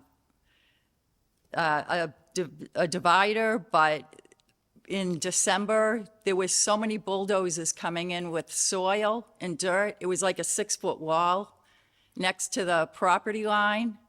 At one point, he backfilled some dirt on my property, but with the rain during the winter, there's all sorts of nails, broken glass, asphalt that's showing up. Then the soil that's on his side is now starting to encroach on my property. It's running down. It just doesn't seem stable. That's my concern. Okay. Any comments or concerns from the board on that? So this lot was filled? Is that what you're saying? They brought fill in? I mean, you can't from what bury I'm asphalt. right? Yeah, there was a lot of fill. So we, Hold on one second, please. Are you all set, ma'am? Are your comments, have you satisfied your comments? Well, yeah, there's, on my land, there needs to be more repairs or something, because it's a mess. And then I'm just concerned that there's going to be a wall of sand coming onto my property. It just seems to need a retaining wall, it needs something. It's just, does not seem stable. Okay. There's been a ton of fill.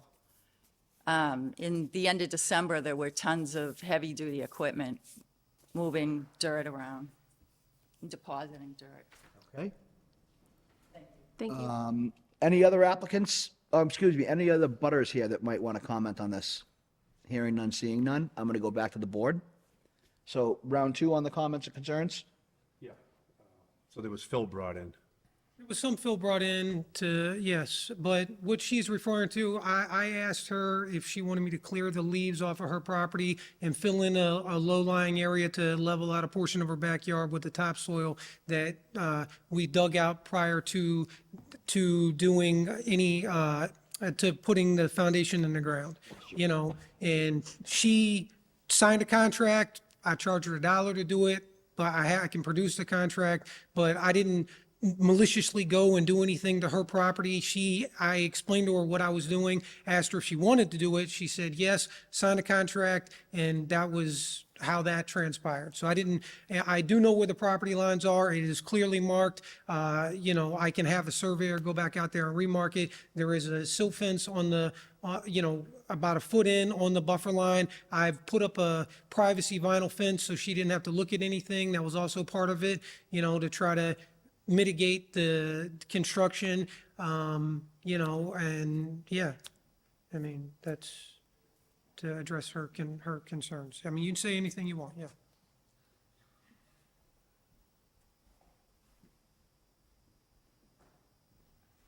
The soil that was put in.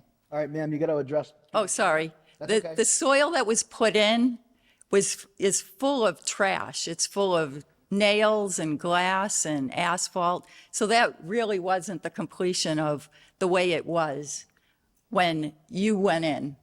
It is nowhere So you near see that that. we have a dispute here in Yeah. terms of the quality of the fill. Yeah, through the chair. Yes. if I may, this is not the forum for property disputes. Yes, We're here to yes, talk I about understand your that. feelings on this being a two-family and nothing else, and sir, the same to you. Well, the wall of sand concerns me. I agree. You can bring those up with the Yeah. building department or in a court, but this is not the correct Yeah. forum for that. Yes, thank you. Thank you. All right. I had one more question. So you had a permit for a single family? Yes, sir. And you decided to put in a two-family? Well, because it Come and meets, get a new- it meets the dimensional requirements. So like, But if you I'm still in, have R- I'm in an RA zone, and if you look in your zoning bylaws, an RA zone, if you have 19,000 square feet, 100 feet of frontage, and you meet the front yard, rear yard, and side yard setbacks, it is dimensionally acceptable to put in a two-family. With a special permit? And that is my oversight, and and it's a big oversight. I'm not stating that that is incorrect. I did not see that because typically, I just assumed if you met the zoning guidelines, then you were all set, and so that was my bad. If I have to do a single family, then that's what I'll do.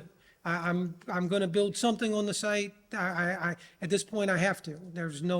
I don't know how I would make a single family work, but I will figure something out if that's what is required. But it does meet the zoning requirements for a two-family. I don't, to y'all's comments, I don't understand how, if you need a special permit for a two-family, how that would change after ownership changes.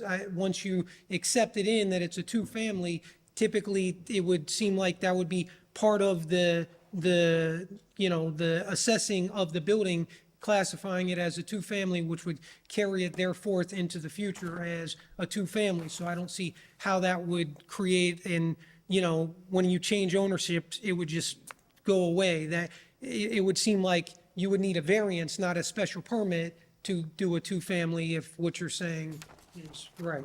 And again, I think the shortcoming here, and what I brought up earlier, is that there is a gap in language between those two distinctions with this particular application, I believe. It's not with every application because everyone is different. But I think with this particular application, So what do you normally do if somebody puts in a duplex? quite frankly, I've been on the board for a very long time. I know Mr. Cussy as well, and this does not come up very often for us. The last time we had somebody build a duplex in town was Habitat for Humanity, quite honestly, and that was quite a few years ago. All right, well, So honestly, it's kind of unfamiliar territory for us for a little bit too. what's Wonder fair? if, owner Sorry. That's okay. Timer was still on. occupied, maybe? Well, that's exactly what I'm saying. We need some clarification. Yeah. We have a few things that we need clarification on, to be quite honest, Because personally, that neighborhood over there is smaller, tight homes. And to put them on. Right. Another issue I would have is just, you don't know who your neighbor's gonna be.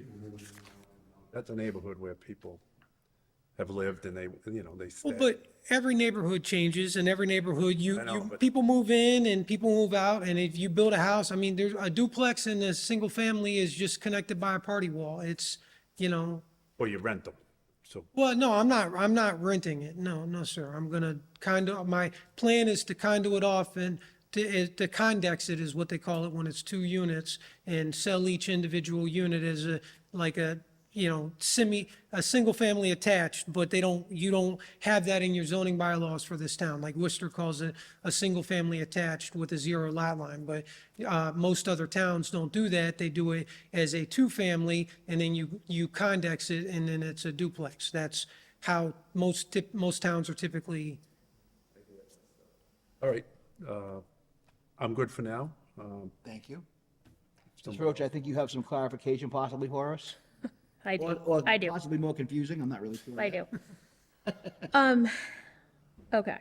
So I guess first, I think just to clarify for the board, should we wait for discussion for that, you think?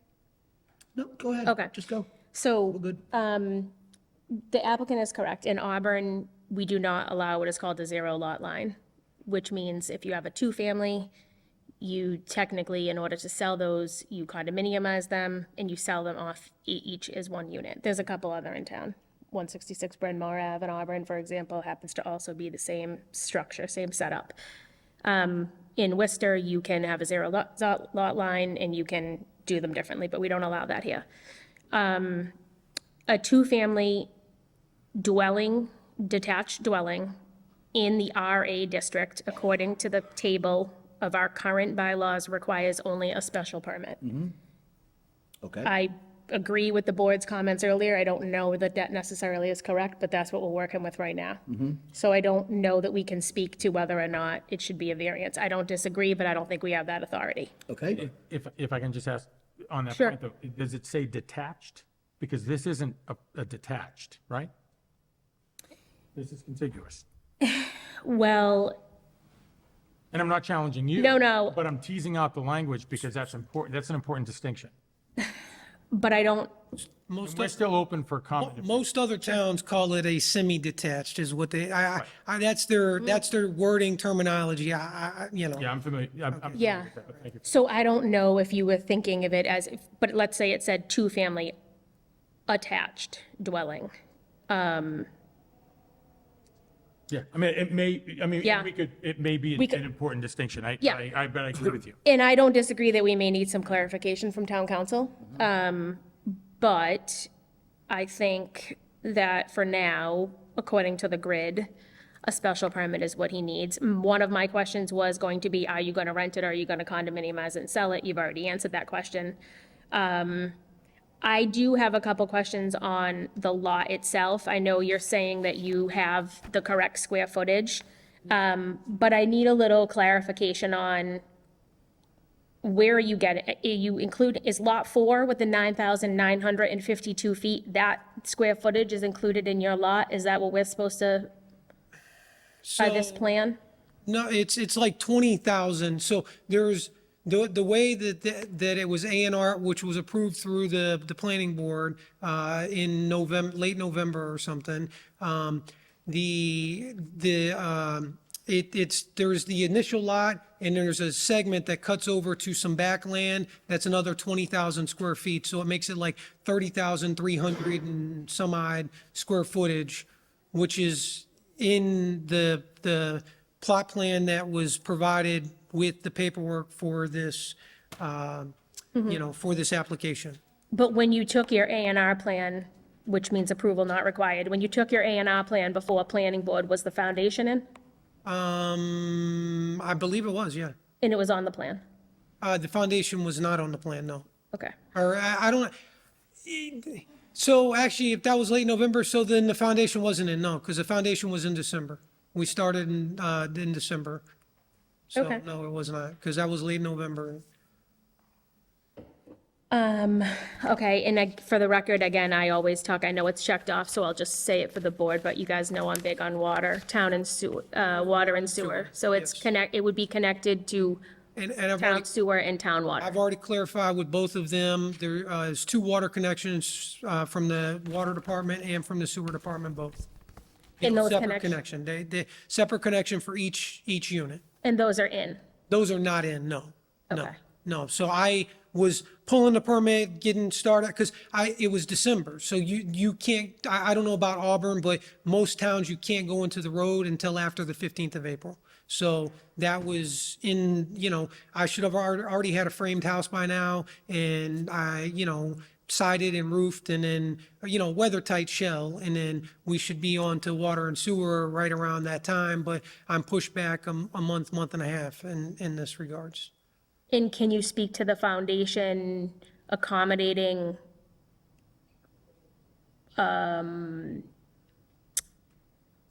cars with the setup as a two-family if you intend Yeah, to? so it's off-street parking. There's a single car garage with parking in the front of it, and there's room to park on the sides if somebody wanted to add an additional, driveway or whatever at a later date or something, but that's in between them and DPW. My permit is for two cars for each side, one in the garage and one in front of the garage. That's how my driveway permit that was done was stated for. Okay. And right now, the foundation itself has a separating piece in between the two? Yes, there is a 35 by 23 foundation on both sides with a 12 by 24 garage with a center wall. And the plan is to do a 2-hour, like because it's a two-family, it's not required, but I'm still going to do a 2-hour firewall separation, the same thing you would do in Worcester to meet, it's 2-hour firewall separation because that's how it's supposed to be, even though it's a garage and even though it's a two-family, but, it should be done in the proper manner and that's the plan. And last question, sorry, I know I'm that's okay. being, you don't have anything in front of Conservation Commission, haven't been notified that you need to go before them? No, I had this property looked at by Ecotech, 3-4 years ago, a while ago, and I was far enough away that it wasn't an issue. So that was I have a letter which I can send over or upload to the permit from Scott Morris from Ecotech. And it was years ago. I don't know. It was a few years ago. I don't know the exact. Everything blends together after a while. So I'm sorry. Okay, I'm good for now. All right. Ms. Thanks. Bush? I think Megan covered everything for me. Thank you. Okay. Any more questions or concerns? I want to close the motion. Can I give a motion to close the public portion of the hearing first? Mr. Chairman, I apologize, but That's okay. before we do, there is a topic that I'd like to circle back while we're open. Go right ahead. And I do apologize. No worries. I've thought about redressing this and whether or not this is a rabbit hole, and I don't believe it is. But without being repetitive, so you put a foundation in with the intent of a single family. So I pulled a permit with the intent of a single family, and then But let me stop you there, because Okay. this is the point that I want to clarify. Yes, sir. When the foundation went in, the intent was a single family, is that correct? When I pulled the permit for the foundation. But when you put the foundation in with the permit that you pulled, was the intent still a single family? My intent or the intent, or what I had applied for with the city. What I had applied for with the city was a single-family residence, as stated. During the course of the project, after applying for the permit, during the course of the project, it was brought to my attention that I could do a two-family if I encompassed some additional square footage to the lot, and so that was what I changed in the middle to do so. Obviously, I should have backtracked and amended the permit, and I would have saved myself this headache from the beginning. So I do agree, it was a foresight on my fault.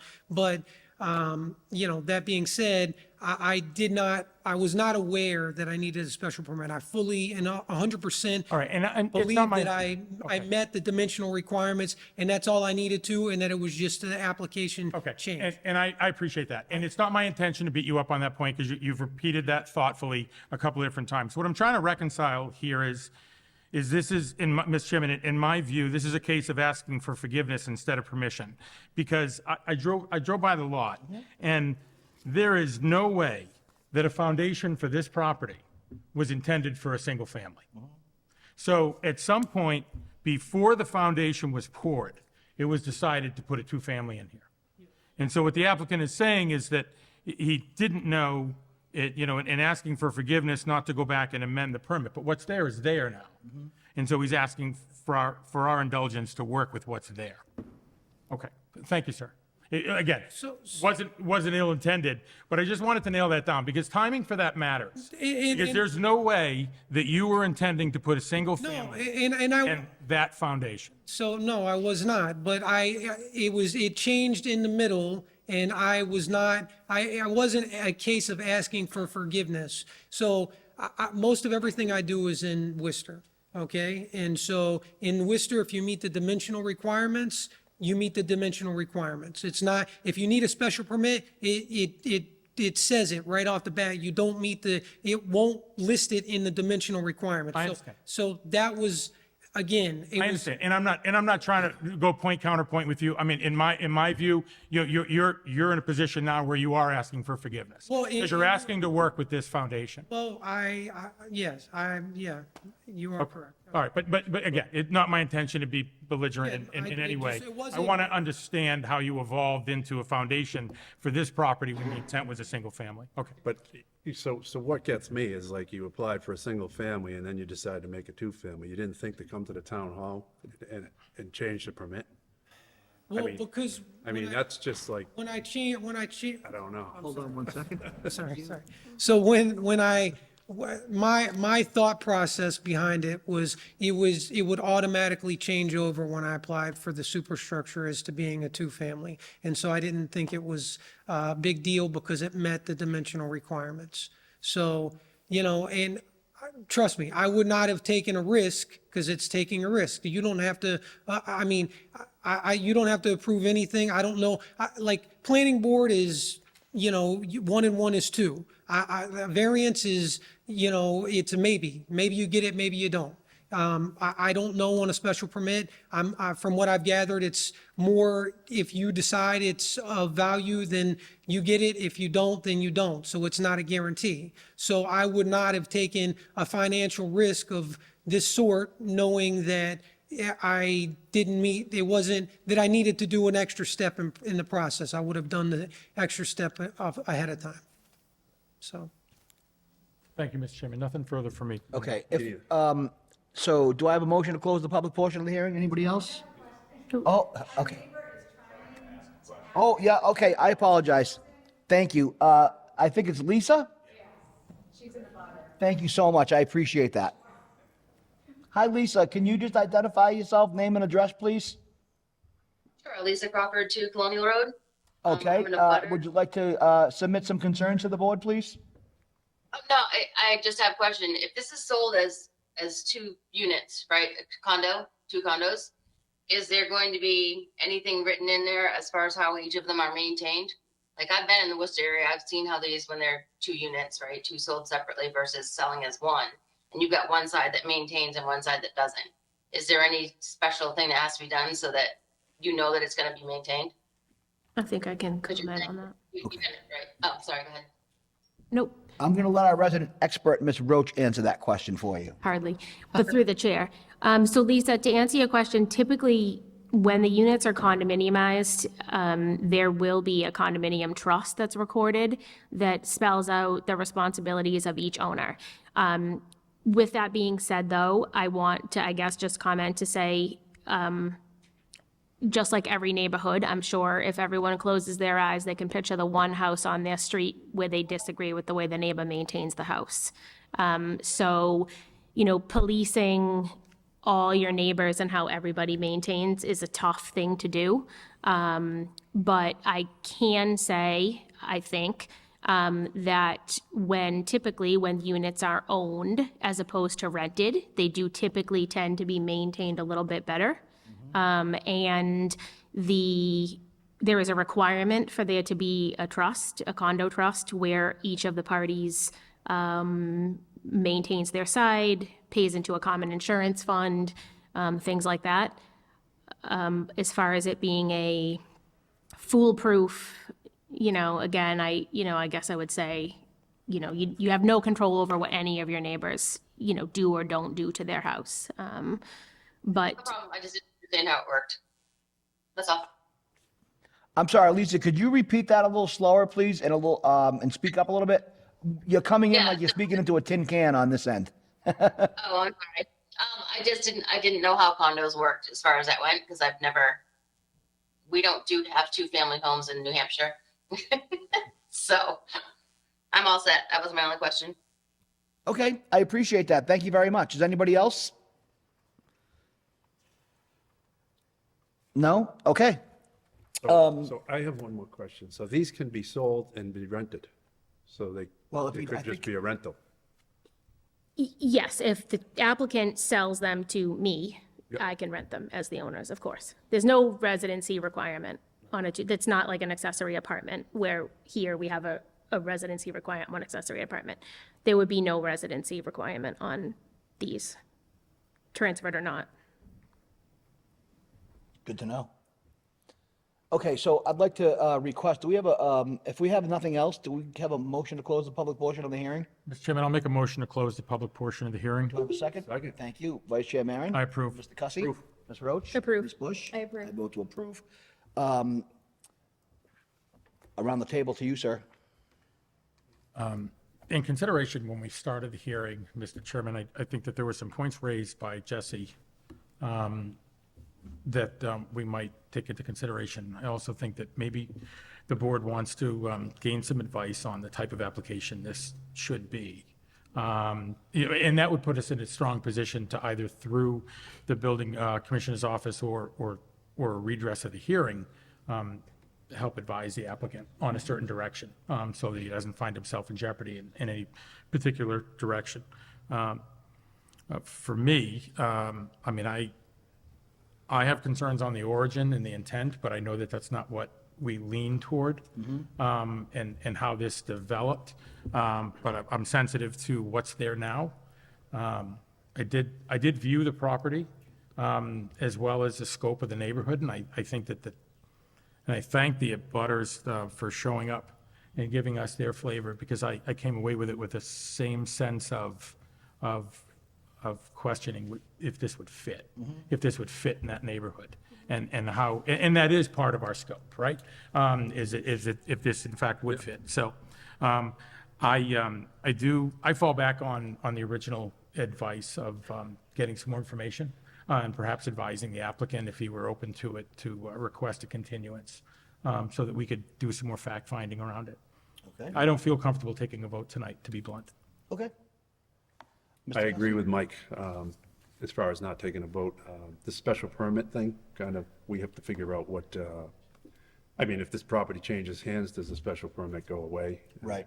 There's a lot of, just, again, I think. A lot of unknown. These are kind of sort of like newer events that have come up more recently in terms of building and construction, and our bylaws have not reflected those changes yet. So I think we just need to make sure that we can proceed with caution and do things so they are properly documented and everything is correct. Yeah, because this is a. For all parties concerned. We don't want to Exactly, waste anybody's exactly. time or money. Exactly. It's for everybody's, Okay. need clarification. Yeah, I would agree. I mean, we typically work very well with our building inspectional services team, and I think when they have concerns, we always are on the side of making sure that their concerns are addressed. I certainly want to give the applicant, the full chance to take this thing forward, but I don't know that a vote tonight would be the right thing to do. I think we need some more information. I'd probably want some clarification on whether or not Concom does need to weigh in on this. I think before the next meeting, we could probably get some information on that, as well as maybe some questions for town council if we think that's appropriate. Okay. Ms. Bush? I agree with what everybody's been saying. Okay. I know. You Nothing go. to add. Yeah. Yeah, I mean, I think we have a list here practically, so, we had made some comments earlier, there was some concerns about, property line distinctions and clarifications and permit clarifications and paperwork that needs to be caught up. We might even consider another site walkthrough, just a request to make sure that everybody that has expressed concerns tonight has been addressed. And then we can kind of pick it up from there, I think, right? Sounds good. Through the chair. Yeah, it does. Just one more additional thing, especially to make specific reference to the abutters and the concerns. I think the building department, when they go out there, can speak to certain things like retaining, Yeah. full site approval to make sure that if this is allowed, the neighbors, especially direct abutters, are not having any damage done to their property. That certainly is a concern. Property line disputes, we know are not, but obviously retaining walls and things that are necessary to make the project work without interfering with the neighbor's property is certainly a concern of ours. Right. Okay. So, I mean, I think we can just, We need to reopen though, if he's I was gonna. gonna say, you want to reopen and do that? Yeah, Or I you would- want to just suggest that we can vote for a continuance? We can, we certainly can. We can strong arm it or ask the applicant if he wishes to continue. But, Okay. But I don't have a strong preference either way, Mr. Chairman, but I Okay, would. we'll open it again. Yeah, I would, if we want to give the applicant an opportunity to weigh into some of the comments. I wouldn't want to open it up for a debate, but I think he would feel how we would lean on not, Right. I mean, it would certainly be his privilege to ask us to take a vote tonight. Right. But I leave it to his discretion on what he would want to decide. Okay, thank you very much. So, I agree. With that being said, can we reopen the hearing? Motion open? Mr. Chairman, I'll make a motion to reopen the public portion of the hearing. Second. Thank you. Vice Chair Maron? I approve. Mr. Cussy? Ms. Roach? Approve. Ms. Bush? I approve. Okay, so you heard the discussion here, sir. So at the very least, we'd like to get clarification on some of the concerns that were raised on the town side and try to straighten out the application discrepancies, what they may be. So what we would like to propose that if you would like to request a continuance, we can do that and put it on the next meeting. We can have a lot more clarification and we might be closer to be able to make a decision on this situation that might be suitable for all parties concerned. That's really what we're trying to do here. So we'd like to be able to dot our i's, cross our t's, go check the books a little bit and then come back next month if that's okay with you. Yes, sir. All right, so I need you to ask to request Can a, you continue it to the next meeting? yes, so we have a request for continuance from the applicant. Do I have a motion to accept the applicant's request to continue? Mr. Chairman, I make a motion to accept the applicant's request for a continuance on the hearing. Do I have a second? I'll second it. Thank you, Vice Chair Maron. I approve. Mr. Cussy? Approve. Ms. Roach? Approve. Ms. Bush? Approve. And I vote to approve. So you'll be on the agenda for next month? What is that date, sir? Hang on one second, actually, good question. April 18th. April 18th? Thank you very much. So it'll be April 18th. This hearing remains open. I We're got not you. going to close it. So if there's any public comment or any other concerns, they can also record. But this way, we don't have to go through all that. Next time you come in, this is just a continuation of this hearing, so to speak. Perfect. Okay. Okay? All right. All right, thank you very much for your time, sir. Have a great night. Good evening. Sir. Thank you. Okay.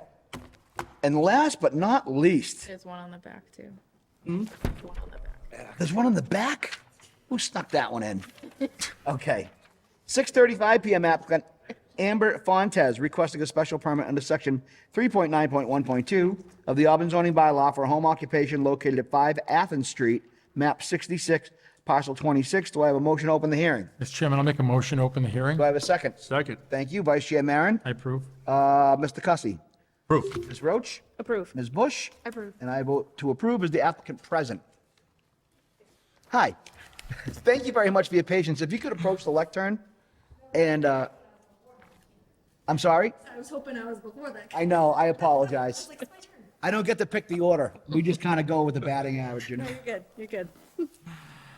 Hi, I'm Amber Fonts, and I'm looking for a permit to do a residential kitchen. So I'm the second one tonight at 5 Athens Street.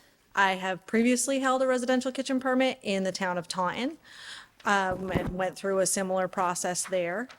And before moving to Auburn, I contacted Jordan with the Board of Health to make sure that it was something that would be allowed. The only difference is in Taunton, you're required to have an entirely separate kitchen, and that's town by town discrepancy. So I have a lot of equipment already. So rather than having my home kitchen permitted, it's like a separate kitchen in my basement. When we purchased the property, there was already an existing recreational room that was fully finished with countertop in it. And we worked with the plumbing department to have a sink installed. I wanted to have a 3-bay sink for proper sanitizing and ware washing, so they said that we needed to have a grease trap put in. And the electrical on the property was a fuse box. It was built in 65. So there was already electrical upgrading that needed to be done. So there was no additional construction or building that needed to be done, just upgrading the electrical, putting in a oven, what's it called? A 20, whatever you need for an oven. Sorry, I'm not an electrician. That's okay. So just putting that in and having approval for a permit for a 3-bay sink. Other than that, I mean, it's existing walls, existing flooring, and it just enables me to have the same capacity that I had where I was before. Again, just as the previous permit person was requesting for the residential kitchen, there will be no customers on site, no signage. Deliveries is reserved for like Amazon. No like food service delivery trucks. And it would be for doing farmers markets. I currently am working out of a commercial kitchen in Oxford, and I serve breakfast there. I have 2 small children. It would be a lot nicer to be able to do some of that work from home. Because that's what I used to do. I used to work overnights from home and then go sell in other places. So that is what I would like to do here as well. And what is the product that you're making, or products? So anything that is not hot or cold held is covered by a residential kitchen permit. So I do pies for Thanksgiving. I specialize in different flavors of cinnamon rolls, turnovers, cupcakes, cookies. So anything that is not potentially hazardous food is allowed to be served as long as I have a menu provided to the Board of Health. I was a ServSafe proctor. I am ServSafe certified. I've been in restaurant management and have all of the certifications that are required for that. Okay. Do we have any abutters that would like to speak on this matter? Nobody present, hearing none, seeing none. Do I have anybody that called in that might be interested in speaking on this matter? Did a woman raise her hand? Yeah. Did I see somebody back there? I'm sorry. I'm sorry, ma'am, we just still need you to. No, I need you to come up to the microphone because the folks at home have to hear you. I apologize. Maybe we need a mic to walk around like a, you know. No, we haven't. My name is Maureen Koviak, and I am in a butter. But she's given a great explanation as to what's going on, and we just don't really have any questions at all. As long as what she's saying is going to be the way that it is. Thank you, and it sounds great. Okay, any other abutters that would like to speak on this matter or from the call-in? All right, hearing none, seeing none. Vice Chair Maron, to you, sir. Thank you, Mr. Chairman, and thank you for your patience this evening. You've obviously anticipated all of our questions, right? So very thorough presentation and very impressive. And I'll say in the onset, I mean, and again, very admirable to come forward. You certainly have some experience in this area. Just to recap a couple of main areas and to confirm. So this equipment, the function of your home occupation will be in the basement. Yes. Okay. And I'll reserve a question for the building commissioner, but you touched upon a couple of points. So in the basement, I mean, I'm quite familiar with that kind of setup, and in our family, we just call that being Italian. When in my previous home, it was called being Portuguese. Yeah, Yeah. there you go. Because we're cousins, absolutely. Yes, no, absolutely. And we have the Yeah. museum upstairs that nobody uses, right? No, thank you. And your product line seems to include everything that my wife no longer lets me eat. But I will comment, my business is called Wholesome Sweets because everything is artificial, like preservative free, all natural. So she might let you slide. don't think I won't bring that back to her directly. No, thank you very much. I don't have any direct questions for the applicant, Mr. Chairman. If I may, though, I just wanted to follow up with the building commissioner's office. Has this site been, with the work that's been conducted, has this site been inspected? No. Okay. And so there hasn't been any permitting pulled for the work that's I don't know for the electrical or the plumbing. Okay. I just don't believe any building permit has been pulled. Okay. Right, like I said, there's like no building construction of anything. It was already a finished space and the electrical did need to be updated. I just had electrical finished in the basement last week. So that has not, like the permits are open, they have not been finalized. Okay, but you have open permits for that? work. Yes, Okay. correct. Thank you very much. And Mr. Chairman, I have full faith in our health department and their process and following this forward. So I don't have any additional questions. Thank you for being here. I would just like to thank you because this process has actually been easier than it was in Taunton. A lot of people warned me. They said Auburn's really difficult, and I said, actually, this seems pretty standard. It's been very smooth as far as the process Glad to hear goes. So that. I appreciate it. That's great feedback. I don't know that some of your peers out there would agree with that, but we will take that compliment and appreciate that very much. Okay, Mr. Cussy? I have no questions. I'm good, thank you. Ms. Roach? I have no questions. Ms. Bush? I have no questions. You answered all of mine through the presentation, quite frankly, so. It was good. Do I have a motion to close the public portion of the hearing? Do Mr. Chairman, I make a motion to close the public portion of the I hearing. have a second? Second. Vice Chair Maron? I approve. Mr. Cussy? Approve. Ms. Roach? I approve. Ms. Bush? I approve. vote to approve. Do I have an applicant for, do I have a motion for the 6:35 PM applicant Amber Fontes requesting a special permit under section 3.9.1.2 of the Auburn zoning bylaw for a home occupation located at 5 Athens Street, map 66, parcel 26? Mr. Chairman, I make a motion to approve with standard conditions. Do I have a second? Second. Okay, roll call vote. Vice Chair Maron? I approve. Mr. Cussy? Approve. Ms. Roach? Approve. Ms. Bush? Approve. And I vote to approve. Thank you. Good luck, thank you. Thank you. Thank you. Do I have a motion to close the hearing? We'll take. Motion to close, Mr. Chairman. Thank you. Do I have a second? Second. Excellent. Vice Chair Maron? I approve. Mr. Cussy? Approve. Ms. Roach? Approve. Ms. Bush? Approve. And I vote to approve. I love cinnamon. And we made it to the last one. Here we are.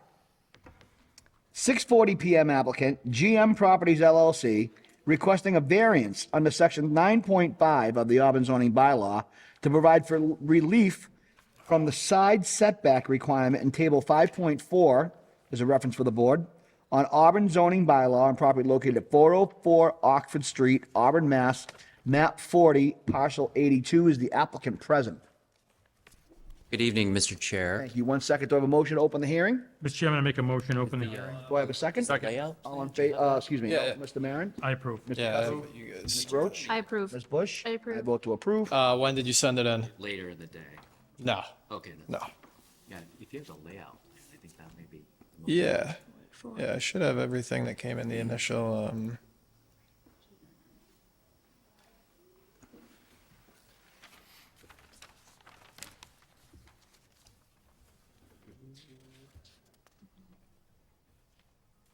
I'd imagine that's probably towards the bottom, right? Perfect, right there. Oh, look at that. Oh, kids. Yeah. All right. Yeah, and if you scroll. Okay, wonderful.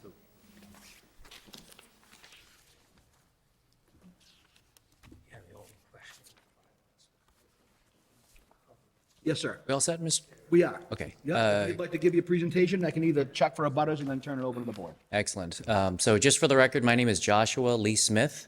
I'm an attorney with the law firm of Bowditch and Dewey. I am here tonight representing the applicant GM Properties LLC in connection with this request petition that we submitted to this board requesting a variance for what I would describe as a de minimis variance in connection with bulkheads that are part of this project. So with me this evening is George Markopoulos, who is the principal of GM Properties. It's been a long night, so I promise to be brief. This site it's about a 2-acre site in size. It is located within the RA district. So it's a residential district right across the street from the recreational complex.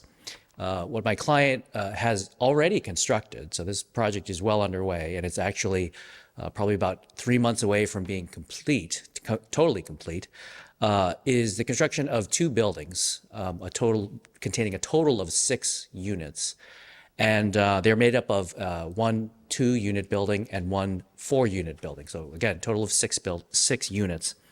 What happened in this case is my client, prior to actual commencement of construction of the project, my client had made a determination that he wanted to opt for basements in both of these buildings. So what was approved by the town were slab-on-grade design.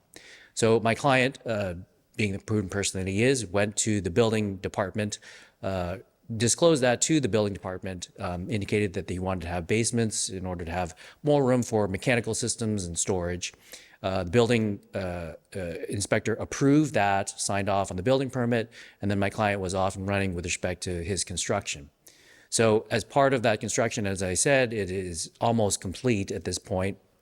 Certainly all the exterior work, the framing, siding, roofing, all of that is complete at this point.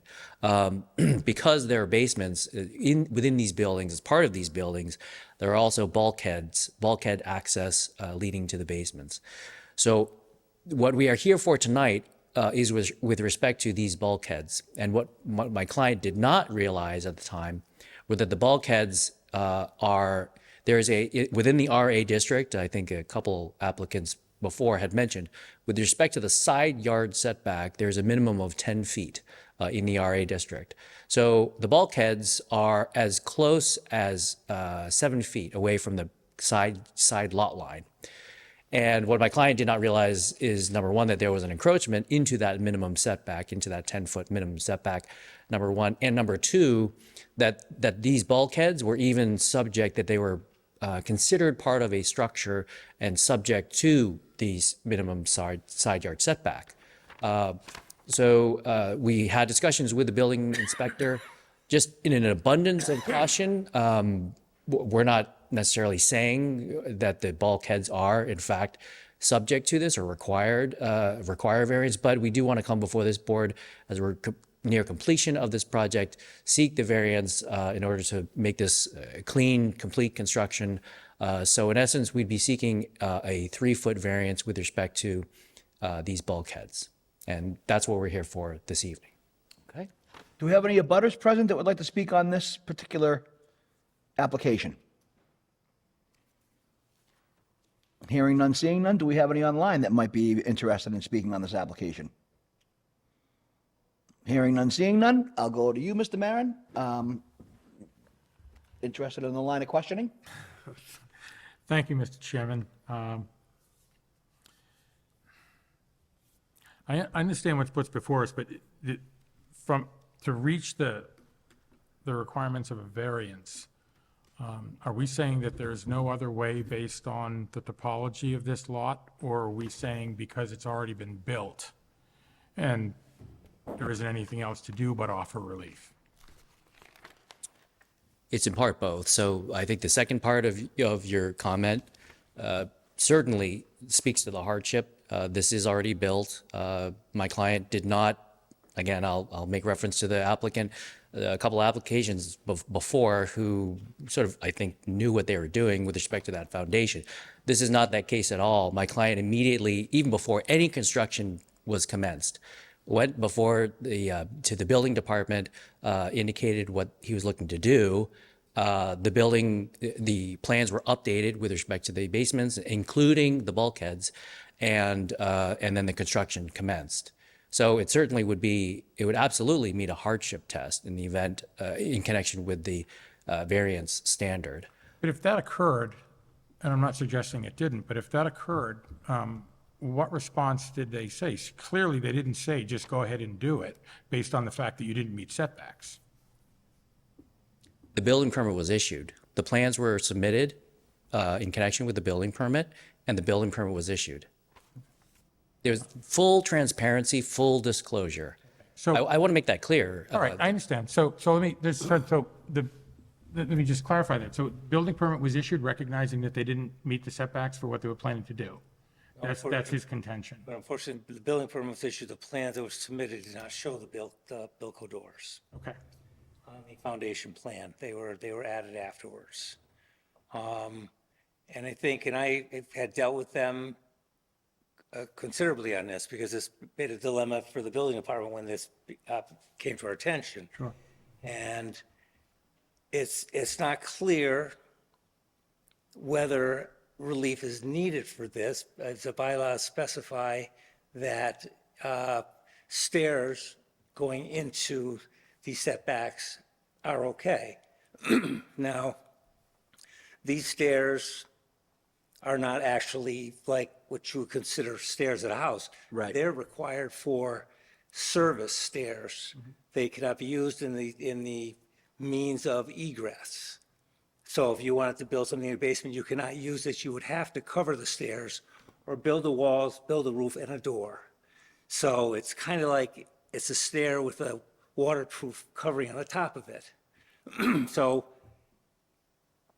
that's, the part with that, for them to get their permit continue, the way they can continue is because stairs are allowed in the setback, is they would have to put railings on that and down, and they have to put drainage in. And of course, now we'd have just like an empty well there, which would be very problematic for the owner. So, this has been kind of a dilemma going on, and I understand that. A lot of places, they don't even look at this. Bilco going into the setback is not even considered.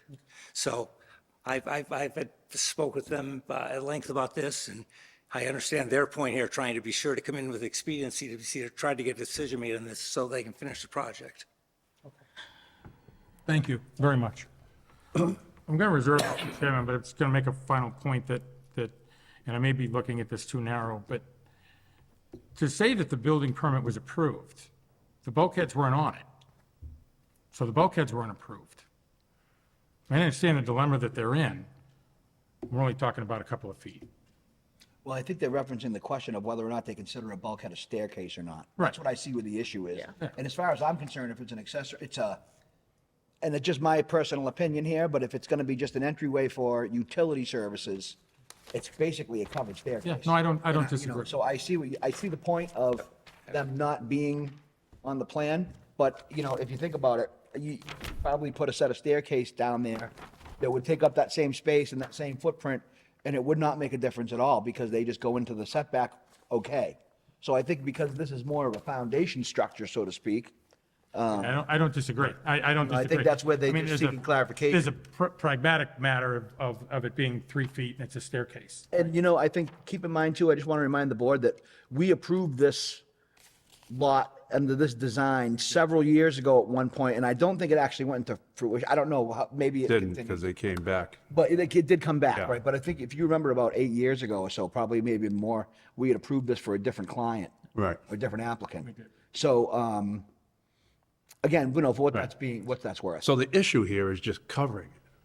Yeah, it's just. Stairs are allowed. The It's stairs just are putting allowed, the covers on. and it's whether you deem it a cover. Because if you deem it a cover, well, then you open up to someone later on coming on, because it's got a variance for that extension.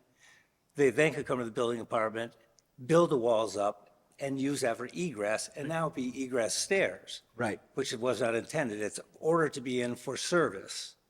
So, you know, Caleb and I went back and forth on this. And that's why we finally said, well, no, we just have to just send it to the board, because we just couldn't come up with a decision ourselves to be sure how you'd want to. So could we condition this?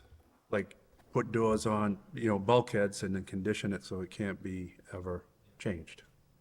I mean, I certainly think we could, but I mean, I think if they were planning on changing it in the future, they would require more plans, and if they were gonna open it up, but we could also make a condition if they choose to try to modify in the future, then it has to be brought back before the board and the permit has to be reviewed.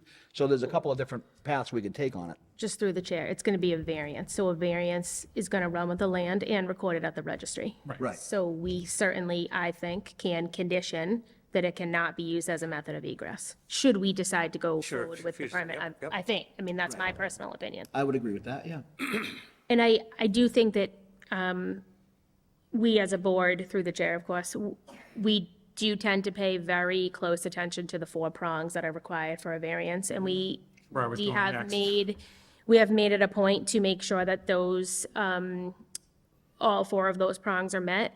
And I think we usually do it on the record for a multitude of reasons. And I think I would argue that I think we all agree that the topography is the one that always gives us the most trouble. But I do want to point out that it does, the bylaw, the rule does say circumstances related to soil conditions, shape, topography of land or structures. Structure is already there under a permit that we have given, and the stairs don't count. I mean, without, I guess, just divulging my personal vote, I mean, I think that is the clause that we always have a problem with. And Yeah, I needed that. I think. frankly, not covering it, I think creates more of a problem than covering it, in my opinion. That was probably more for discussion I like the than, bulkheads with condition, but yes, we can condition that it stays. on a variance. bulkheads. Yeah, I mean, I'm challenged with, the only one that I see that checks the boxes, this is truly a hardship of how this is laying out where it's there. It is, and I think if they were here before the structure was in, you got a problem. But they're not. Which is back to forgiveness instead of permission. Right, but not any malice, in my I opinion. don't think there's any malice of forethought on this particular one either. I used that one last month on my thing, but I don't think there was any ill intent. And I also think that, quite frankly, the addition of the foundations with basements in them for storage for the occupants and, utilities, honestly, I think it's a larger investment in the property as well, because of slabs, they just are what they are, right? Yeah, no doubt. So I think, it's a commitment from the ownership seems to me, to improve the property as much as they can and do the right thing. And again, we've had these situations before. I'm just using examples of people that have come before us with signs and said, hey, we caught a issue and they've corrected it. I think this is what one of those cases is they've caught an issue and they're coming to correct it and make it right. So that's kind of how I see it anyway. Yep. Yeah, I mean, I'd feel immensely better if we had an abutter with that existing garage and dwelling right off the side, right off of it. And if so they I shared think one comments, side- nothing came forward, Inside right? the police station? No, there's abutters on both Oh, sides. there is, okay. Yeah, there's abutters. But again, I think with bulk, we're talking about a couple of 3-foot stairs here. That's all they really are. I don't think, if there's no abutters present, there's no concern. And there won't be people coming in and out. I think that's what. That's the key, it's service. Yeah, I mean, just you're looking at service, plumbers, so- electricians, HVAC people probably, So for the neighbors, they're not gonna have people like hanging out and coming in and out. Yeah, and quite frankly, I know people that have that similar situation, and I don't think they've ever even walked in their bulkhead. Unless they think that hanging out at the bulkhead is cool. Yeah. Honestly, I know a lot of people that do, and they literally don't even use it. It's just there because they have to have emergency. What if there's a fire in the basement and they need to put a hose down there? No, I agree. I never liked taking wash machines and dryers out of the bulkhead. No, but Mr. Chairman, on point, I appreciate the comments from the building commissioner and the debate that he had with Caleb, and I agree with you. I don't think there's any malice here, or ill intent. I would, and we're talking about a small measure. I do think that what I'm challenged with is I think it's a climb to back into a variance with our conditions in a variance. But I see my colleague's point. And I see that I think that I honestly, I think we're basically just filling a gap for the town, quite honestly. I think, the town almost seems to me that they sought clarification because they wanted to make sure the board was going to be okay with it. So that's how I would really see it. Yeah. No, I agree. And thank you for having the Yeah. discussion in open session, but give the applicant an opportunity to weigh in. if he has any- Thank you, Mr. Chair. There's a lot of thoughtful comments, and thank you, member, with respect to the argument with respect to the existing structure, which clearly was permitted. I guess I'll note as well, shape is one of the criteria in that first prong. The shape of this lot, it is more narrow in relation to, which speaks directly to the side yard and ability to be able to comply with that. There was mention as well with respect to access, how is this bulkhead going to be utilized? Usually, in most cases, it won't be. So it's not as if there's going to be high traffic coming in and out of this bulkhead like it's a front door. The other thing I'll mention too is with respect to that side yard, my client is also contemplating erecting a decorative fence. So a PVC decorative white fence. So that would also mitigate any type of a visual impact that there could be. This is a residential neighborhood, it's a residential development, but given that my client is still mindful of the neighbors and is looking to erect a fence to provide some mitigation in that regard. Just so I'm clear, given that this requires a 4/5 at least vote for approval, is that correct? We need 4 positive votes, and the 5 members are here, all here, correct? So it sounds as though we have at least 4 potential positive votes. Just because of the importance of this, is it possible that I might be able to get a sort of a straw poll or pulse from the members before a vote is actually taken? So we really can't give you a poll, unfortunately. That's kind of, I admire him for trying. I do. I mean, it was very thoughtful in the way he asked. So I don't think there's going to, I can't say, but I think that. I think there was an abutter. Do we have an abutter? If you could go to the lectern. Lectern, please, ma'am. My husband normally does this meeting, so I'm like, this is all foreign to me. Everything that you guys said went from. If you could state your name for the record. My name is Evelyn. I live right across from, I live at 402 Oxford. So I'm right across from pretty much where you guys are talking about. Yeah, pretty much. How is this going to impact my house? That's all I care about. My husband's supposed to be here, but he couldn't, so I just want to know. So are you the, and I'm sorry to interrupt you, but I just want to get proximity. Are you the abutter that's got that garage and that house that's right out off the bulkheads that I'm seeing in your diagram? That is correct. Oh, So I'm like then at 402. That's exactly what I asked for. Thank you so much for being. I'm just like curious to know how it's going to impact my property. Honestly, everything else I don't really care about. I'm like tired. I run my own practice, so for me, it's more like if you have anything therapeutic, I can answer. Anything else, it's all foreign to me. Thank you so much for being here. Yes, thank you very Just much for wondering. being patient. That's exactly what I asked for. Okay. Appreciate it. So just in terms of the visual, 402, her dwelling is right here. And the bulkheads, as you can see, are in this area here. And I just mentioned the fence is going to be in that location as well. So in terms of the impact of the project, I mean, to be honest, mostly it's construction-related activities that are happening now, which is never easy when you're right next to a residential abutter. But my client, I could say, is a responsible, good corporate citizen as far as developers go. They've been working, I believe, I don't know if there have been any complaints in terms of working outside of the town's construction hours. But I will say that, as I mentioned, the majority of the project, especially heavy use vehicles or large scale excavation work, that work is all completed. They will be transitioning to fully interior work, fit up work in the coming days. They have to do some trenching work before they do that, but with respect to some of the utilities. But at this point, they're pretty much going to be focused on finishing the interiors, and then they'll be done. And then construction project will be past them. Okay. Okay. Thank you And very much. To the abutter, do you realize he's going to put a fence up? So you, okay. And the bulkheads are going to be 7 feet from your property line versus 10 feet. That's what they're here for.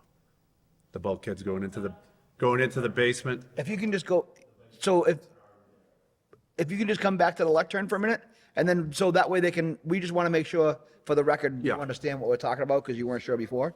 That's all. I just want to make sure she's clear. So- Yeah, of course. Go ahead.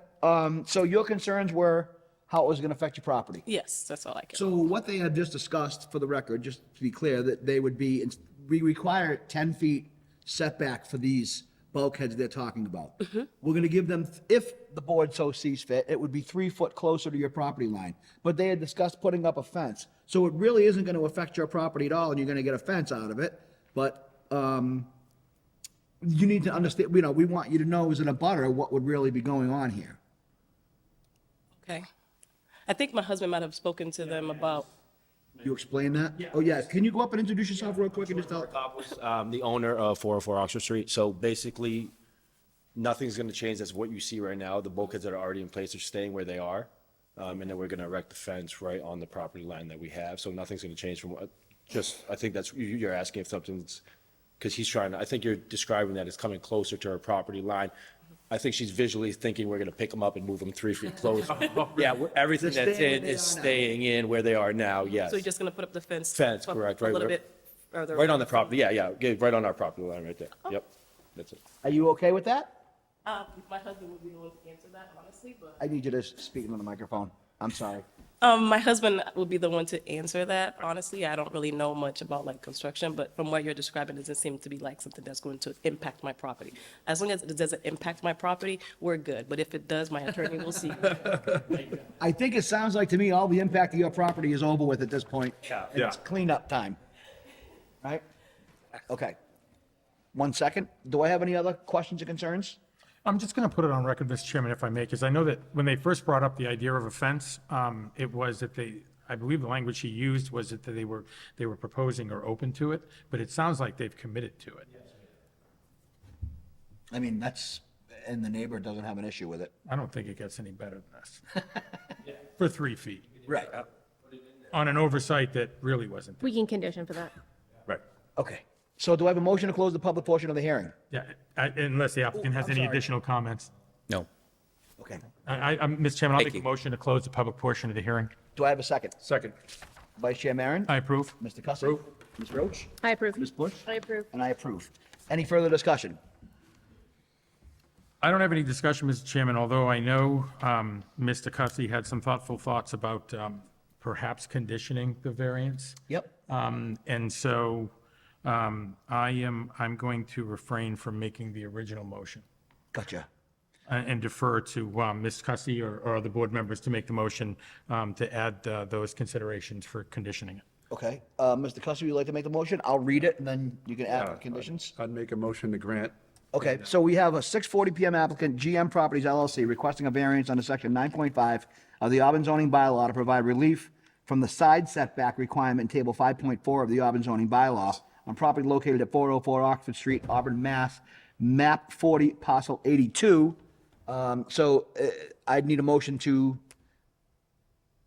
grant as submitted with conditions, whatever you're looking for. Conditions, and only bulkheads, no, just bulkheads, no changing it to, Right, no future expansion. right, only for service and storage. And fence? Yeah, we'll condition the fence in that also. Okay. Is everybody happy with that? I'm happy. All right, so Mr. Cussy has made a motion to approve with standard conditions, adding a fence, not being able to improve the bulkhead areas. Do I have a second on that? And I'll second as stated, Mr. Chairman. Thank you. Okay, so Vice Chair Maron? I approve. Mr. Cussy? Approve. Ms. Roach? I approve. Ms. Bush? I approve. And I approve. Thank you very much for your time, gentlemen. Thanks for your patience Thank- this evening. Thank you very much. Read all this, I apologize, but thank you very much. Good luck. Apology on this. This is our first time, so. Well, you did very well. We try to be quite thorough, but thank you for your patience this evening. Through the chair, I just want to thank the little guy in the audience who's been so Yeah. patient, So good. so patient the entire Thank you very time. much. It's too bad those ladies didn't bring cookies, would have gave them to you. Here, here. So do I have a motion to close the hearing? Mr. Chairman, motion to close the hearing. Do I have a second? Thank you. Vice Chair Maron? I approve. Mr. Cussy? Ms. Roach? Approve. Ms. Bush? Approve. And I vote to approve. Okay, so, hold on. Yeah. Before we go any further, Yep. the next meeting is April 18th, 2024. Do back and forth. So if you have any questions, concerns, or applications, please do so before the deadline for that meeting. He seems to be. Do I have a motion to adjourn? Mr. Chairman, I make a motion to adjourn. Do I have a second? Second. Thank you. Vice Chair Maron? I approve. Mr. Cussy? I Ms. Roach? approve. Ms. Bush? And I vote to approve. Thank you all. The meeting is adjourned.